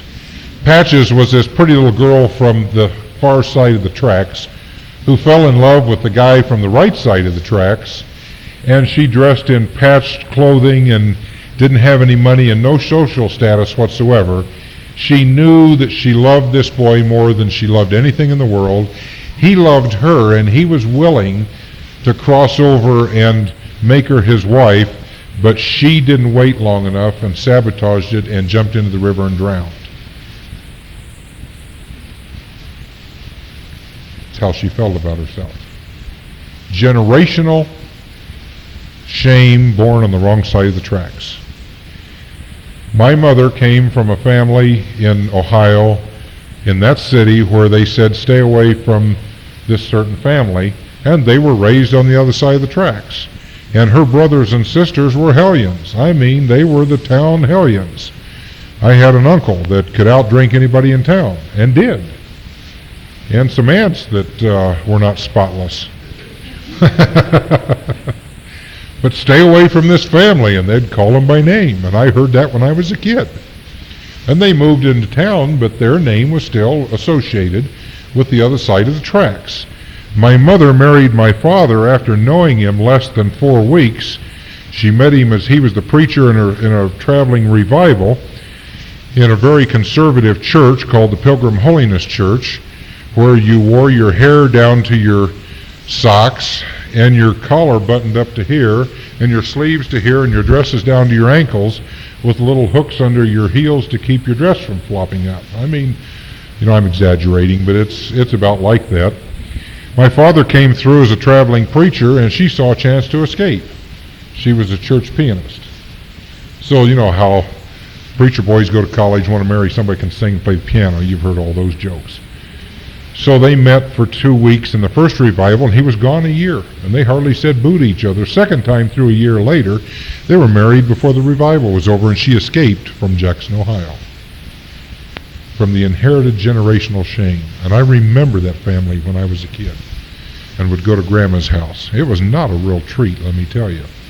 The dysfunction was immense there as I look back on it, but it's all I knew. There were family secrets. The shame-based family keeps their secrets and do not talk to people on the outside and do not go for help. So the external shame is the inherited shame is things that happen to your family in the community or the family before you were born and you've inherited. The second is a double bind. If you come from a shame-based family, then there's external shame that is trauma against you personally. Not only are we etched in shame down underneath here, but we have something happen to us personally. I was raised in a shame-based home even though it was a Christian home. My parents never understood guilt and grace and love and mercy. So I was raised that way, and then a molestation, rejection, and some other things happening. I was now in a double bind. Not only was I in a shame-based home, but I had a personal shame that nobody else knew about. And our home was so shame-based you didn't talk about your secrets. And some of you have heard me say that when I was molested, I went to my mother to find out if I was going to be okay, because I felt so bad. So I made up a story, and I said, if David down the street was molested by an older man, what would happen to him? And my mother comes out of the dishwater with suds flying, wipes her hands, says, why are you talking about things like that? If just the point that you said that and talked about it, David must have been molested and he's taught you about sex and things you shouldn't know about. You can't play with David anymore. David's ruined. He's a marked child. You can't play with him. If he goes to family reunions, he ought to stay with the adults because he shouldn't be with the other children because he's had experiences that other children shouldn't know about. What did my mother tell me about me in our shame-based home? Immediately I knew that I was trashed and I would never be any good. I really got angry because being raised in a minister's home and thinking that was the most wonderful home in the world, I remember that we had a missionary come through and I felt that God wanted me to do something for him. And this was before my molestation. And I acknowledged that and said, God, if you want me to do something for you, I'm willing. So as a little 9-year-old boy, I'm willing to grow up and serve God. That was my mindset. And I was really thrilled that God would call me. I would have that sensation in my guts that I was important to God. 6 months later, I'm molested, and I know that God can't use a dirty little boy. And I went into an intense rage and stayed that way till I was 40 years of age.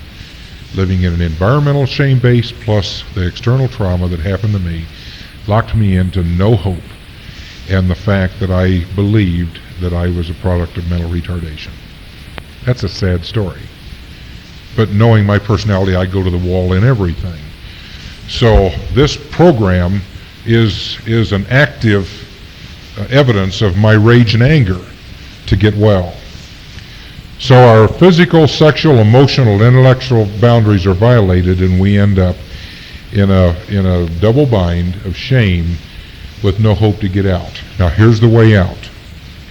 First of all, remember I made the statement, I did not remember my molestation until 3.5 years ago.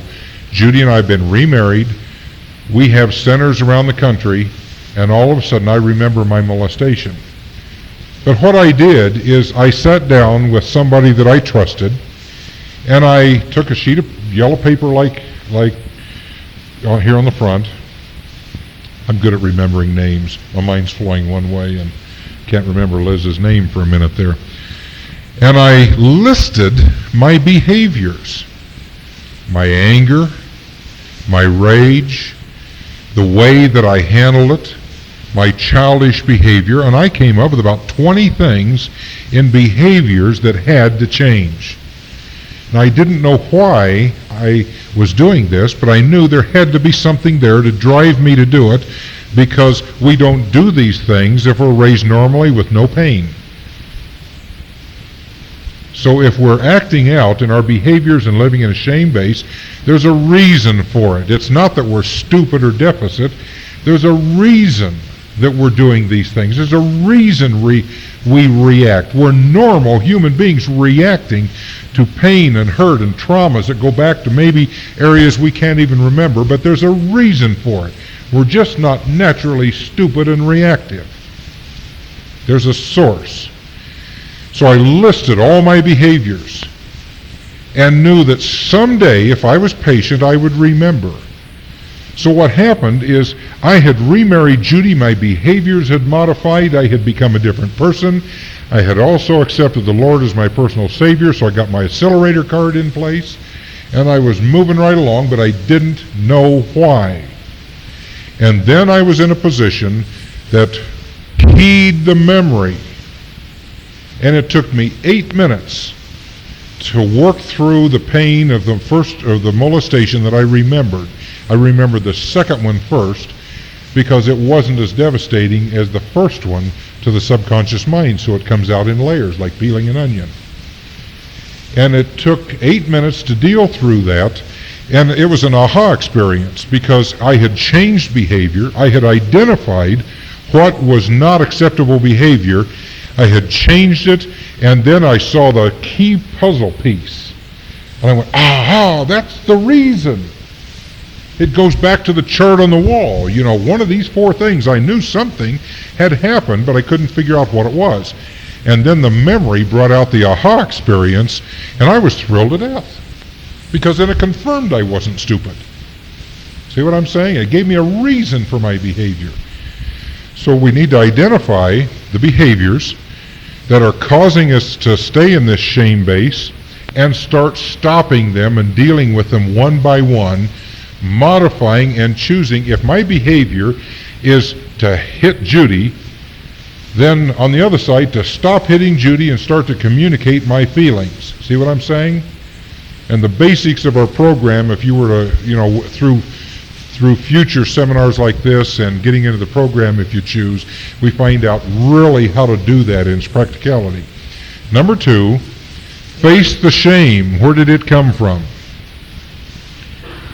See if we can get out of denial and realize, hey, I'm not stupid, but it's come from somewhere, and I can change it, and I have value, then we can move ahead. We need the affirmation that we do have value, and we were created to live in a guilt mode, which gives us options. We always have options. So face the shame. Number 3, define the sources of the shame. In other words, my shame was because of how I was raised and put down with the messages we saw here on the video. That's where it started. I look on my chart up here. When I was 6 years old, something happened. I was rejected or something happened, and we can list that. So we've defined the sources of our shame. Then we translate the shame into pain, which sometimes is many tears. Now I want to talk about crisis and pain. If we will deal with the pain we will enter the pain. If we don't, we'll enter pain and come back out again because it hurts so bad. Anybody ever done that? Don't need to raise hands. But you start to enter the pain, and the pain is so great, and our body responds, and we get diarrhea, and our heart hurts, and our throat chokes up, and we want to cry, and we're just seem to be totally out of control.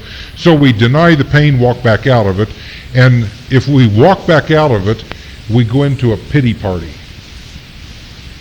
And for the lifetime that we don't deal with pain, enter it and go on through, we end up pain, pity, pain, pity, pain, pity, pain, pity, pain, pity, until we wear out people around us.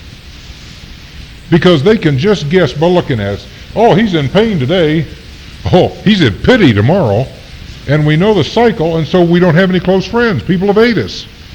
Because we're either pain, pity, pain, pity. The world is just we're right at the end of the world as far as we're concerned. What I want you to realize is a rule based right out of God's Word. If we will enter our pain, within 72 hours, the pain starts to diminish, and we can walk through and see light at the end of the tunnel. And I base it on the fact that 3 days in the ground, Jesus went through the most intense pain, physical pain with nails going through his body, emotional and spiritual pain with a father turning his back on him and couldn't look at him. He went into the ground for 3 days and arose victorious. There sets our pattern. That pattern, you can say, Hegstrom, I don't buy that because the 3-day thing was for that, but you can't tell me that the pain and the 3-day stance holds. But it does hold. One of the laws in signing contracts across the nation today is this one. If a door-to-door salesman sells an encyclopedia, a sweeper, a roof, or redoes your driveway, or whatever is done, at a woman signs or a person signs in a home situation, they have 3 days to recant that contract with no penalties. There's a 3-day clause that is a scriptural biblical foundation that says at the end of 3 days we can see things more objectively if we don't make impulse decisions. And if we'll choose to enter our pain and deal with our issues and to walk through the pain instead of into it and back out again, if we'll choose to walk through the pain, within 72 hours we can see light at the end of the tunnel, and we can get an objective view of what we're dealing with and find out that it's not as bad as we think it is because we have value, skills, and options. Make sense? We're not locked up anymore. So we translate the pain, shame into pain. Number 5, get it out and express it with those you trust in a safe, supportive environment.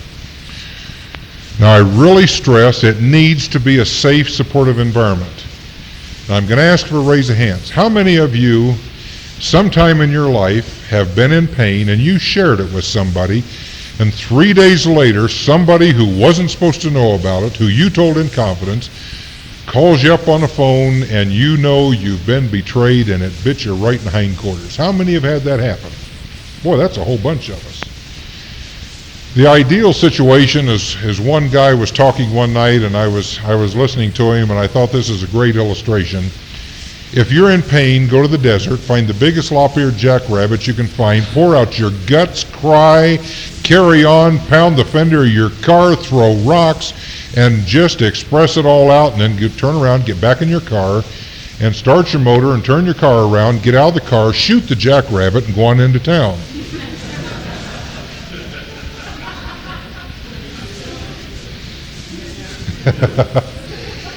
The point is, choose someone who's balanced, who will retain your secret and your pain and be a safe, supportive environment.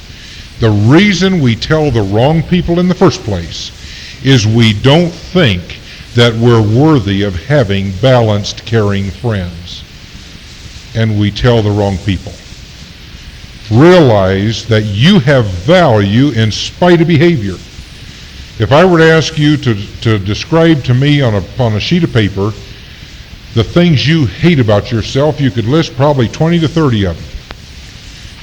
If I ask you to give me things you love about yourself, I'm saying love about yourself, you would go and find maybe 2 or 3, and it would be things like I'm a good mother, I'm a good provider or something. But what you're doing is you don't realize that behavior and characteristics are 2 different things.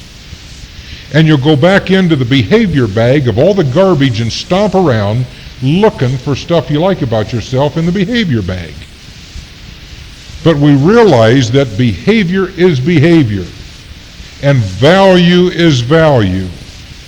And God saw the value in me in spite of my behavior and said, you are worthy of salvaging, and I'm giving you choices.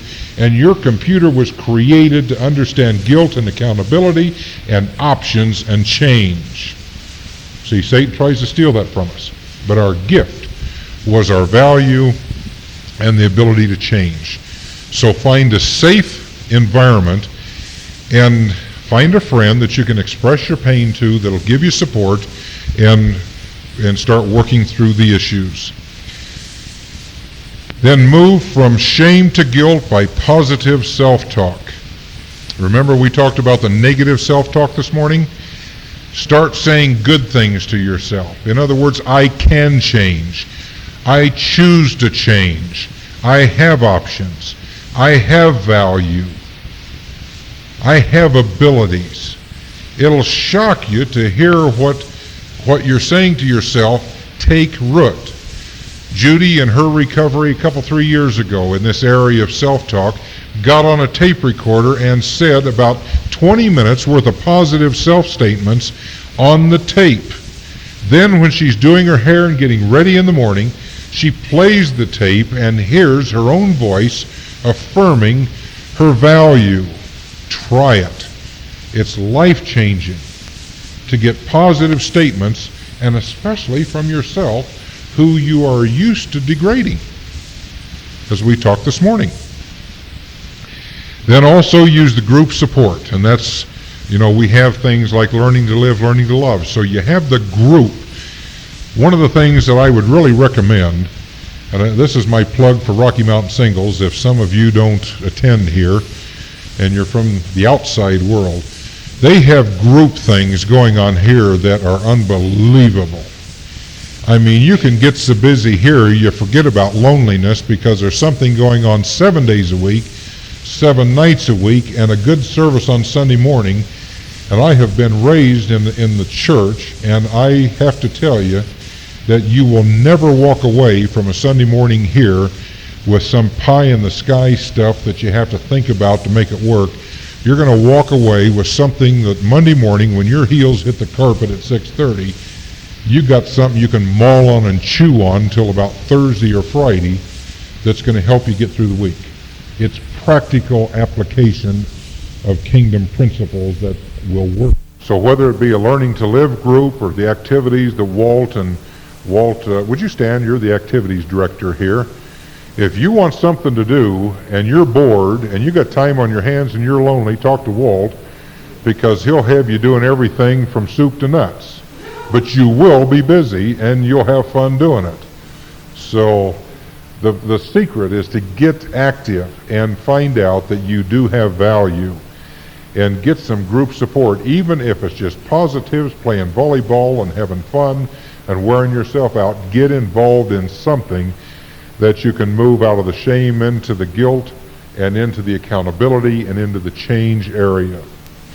Then number 8, or I don't know what number we're on, identify and end the use of the remaining defensive, controlling, manipulative, destructive behaviors that preserve your shame. I'll read it again, Chris. Identify and end the use of any remaining defensive, behaviors, controlling behaviors, manipulative behaviors. Shame-based people are highly, highly manipulative. We're great experts. We can pull it off because it's our survival. And the destructive behaviors that preserve shame. Next, choose to be heard and understood. And know that you're heard and understood. Your feelings, your opinions, who you are, is valid. They're valid. When you're talking to someone, if you and I are talking and you don't know if you're being heard or not, you can say, do you really understand what I'm trying to communicate to you? Are you hearing what I'm saying?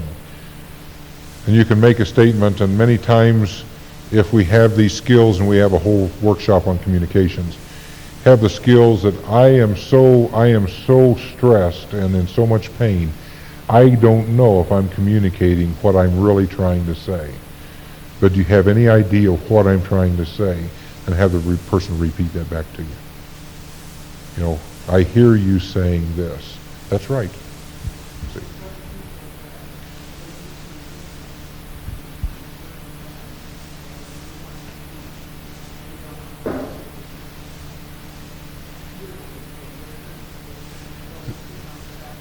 Then change people. Yeah, change people. See, that's what I'm trying to say is you may need to change your friends. You may need to change your support system and find a balanced support system that can understand and can hear and can get the message, because their filtering system isn't as skewed and isn't in as much pain and colored as much. See, we're tempted to talk to the same people that have problems like ours, and then we get into a contest to see who can I'm feeling bad today. Boy, you should have seen how I'm feeling this morning. See, and then we're into a contest and competition. Couples do that too. She'll come home and say, boy, I'm just dead. I tell you what, I worked my buns off today. He said, well, you think you worked hard. You ought to see what I had to do today. And she got trashed. See? And men are louder and bigger and noisier, and she just gives up and says, you know, I'm not going to compete with this. So we lack communications in that area. Listen and learn to trust your gut. God gave us something, and you can go ahead and take the overhead, Pastor. Listen and learn to trust your gut. God gave us a physical implement here that will keep us straight even when our brains get out of control in our pain. Everything that you've ever done that your gut churned on was not right for you at that point in time and cost you time, energy, and heartache. You may have pulled it off, but it still was difficult. Everything you've ever done that your guts were calm on turned out to be advantageous for you at that point in your life. It never misses. The reason the body is fine-tuned and tightly connected to the database. And if we're trying to pull off something that we're not prepared for in the database, our guts and our body will start to react in spite of what our goals and our mind and our spirit wants to do. For instance, if I were to, do you know anything about computers? Do you know a whole lot about computers? Do you know enough to start a business about computers? Would you buy a franchise for Computerland right now and be the general manager and the repair person and everything for Computerland? No. Because, and if she did and she signed her name on a franchise and wrote a check, her guts would churn, she'd get sick and probably go home and throw up and what am I doing here? Because her database is telling her body, you're not prepared to take on this big of a deal. Now, she goes to school for 4 years, gets a degree in business administration and a minor in programming and computers and an overview on repair, and she'll come back and her guts won't churn because she has in her computer what she needs to pull this off. The first time I married Judy, I threw up all night the night before, knew it was a wrong decision, stood beside her while my dad was performing the marriage ceremony, and said out of the corner of my mouth, "You're never going to do to me what my mother did to me and what my mother did to my dad." I said it in a whisper. I glared it at her while she's standing next to me, not hearing it, but I said it out loud. And I was sick as a dog. The second time we got married, I knew it was right because I had prepared. I had understood me. I had gotten some things out of the way. I had skills to take on a situation that has been a learning process for 7 years now. And I knew what commitment was. I was starting to grow up and mature, and things were in place to help me do what I needed to do. So trust your gut. Then, next to the last one, learn to be in charge as to how and when you want to be touched. Remember that women are 90% emotional and 10% sexual. Men are 90% sexual and 10% emotional. And this is where I want to get in as we close. And this is the one where I wish that we would have still had the overhead, but I'll give it to you so you can write it down.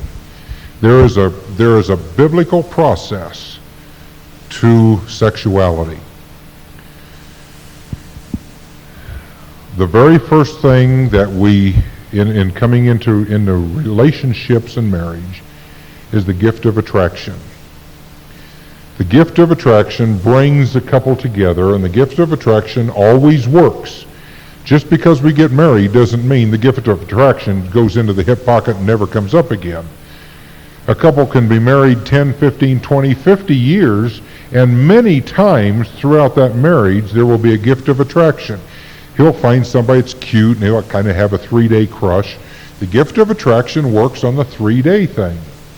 If we have an attraction to someone and we deal with it properly, knowing, and we tell ourselves, I'm married, this is a boundary, I'm committed to my relationship, and yeah, she's cute and all of this, and we don't dwell on it, it diminishes in 3 days.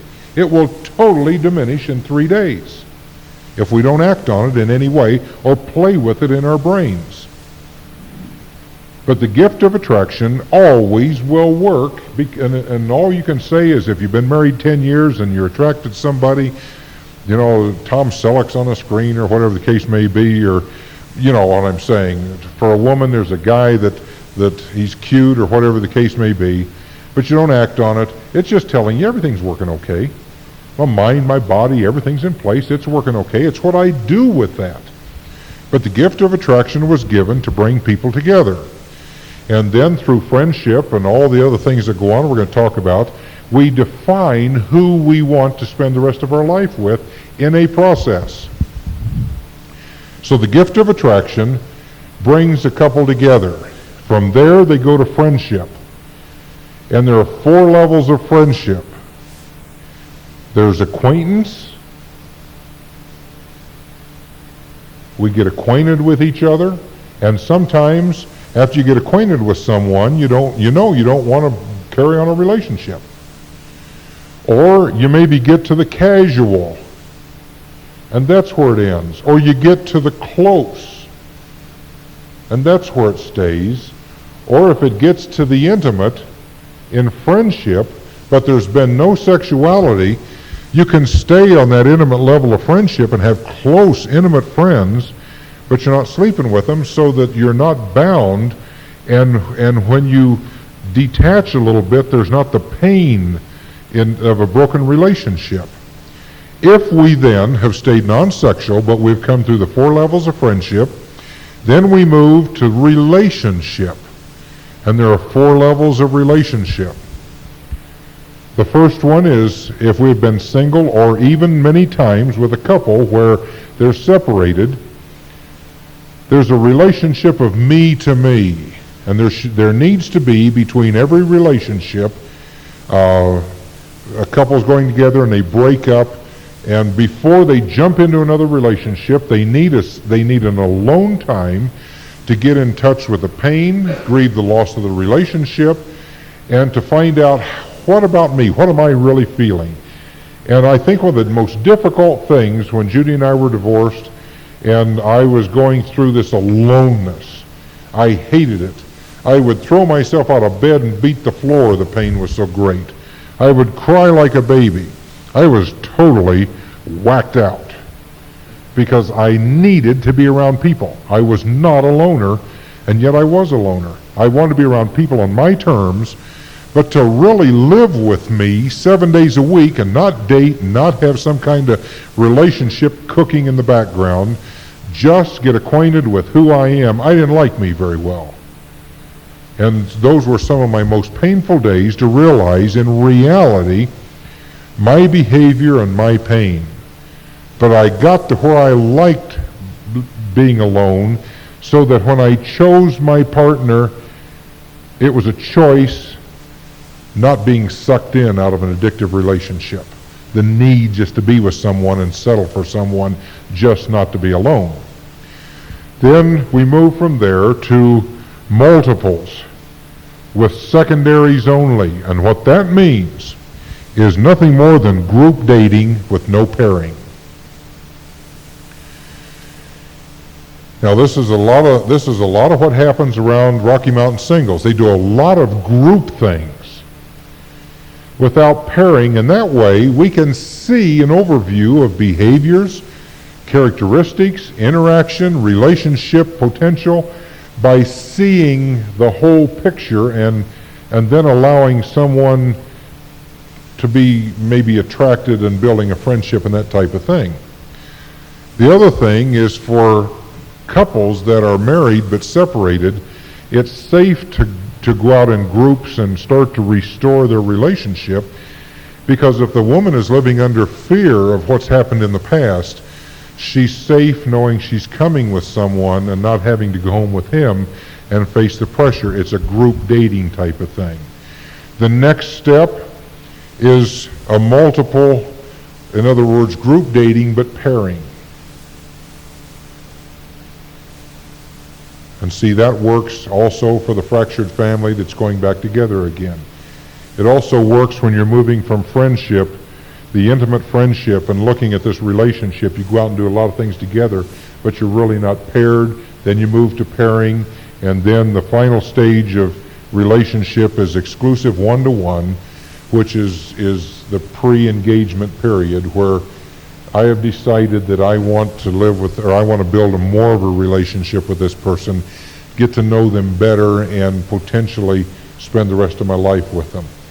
See, there's been no sexuality still under God's kingdom principles, so at any point of time that something pops up that it isn't comfortable, you can still move out of that relationship with honor, respect, and dignity and remain friends. See the advantage of that? Then we move to define love. The next step is a definition of love and finding out what love really is. When we have moved through love defined, then we decide, do I want to love this person? And that's the engagement period, which starts an emotional bonding.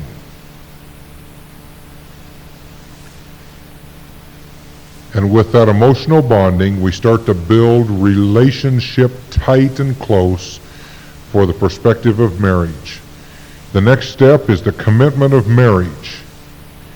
And when these processes and these steps have been properly stepped, the marriage is the key that opens a woman's sexuality, because she has now been bonded to in an emotional bond and has received his 10% to match with her 90% emotional to complete. They each, the man and the woman, have 100% emotional bond between them.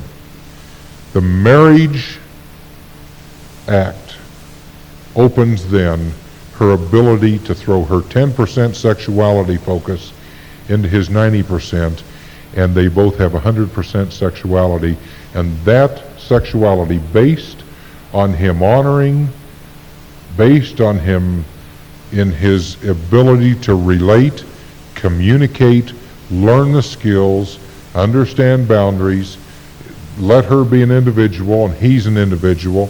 They have chosen each other. Will open her up for a lifetime of responsive sexuality, and he'll think he died and went to heaven. Seriously. Why? Because the man is the leadership in relationships. And much to some people's chagrin, God created a patriarchal system. And it is natural for the woman to look to the man for leadership. And we covered this last time about submission and all these other things. And you can get the tapes on that. But to get out of the shame base, we deal with our issues, our pain, stop behaviors. It does take discipline. Realize we have value as a human being.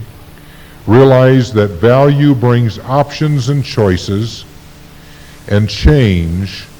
And then we move into our relationships out of the shame base, which gives us a foundation for good relationships that are chosen not because we're brought together out of unfulfilled, unexpressed, and unidentified needs.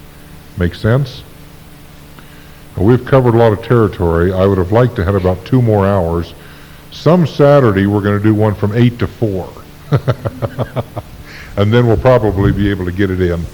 But I appreciate your attentiveness. I hope you got something out of this today to understand. I give you permission to mature. I give you permission to make mistakes. I give you permission not to have to be perfect. I give you permission to use the skills. I give you permission to be everything that you know you could be if all things were equal. Because as we work through these seminars once a month on Saturday, you're going to get some tools that will help things be equal. Thank you.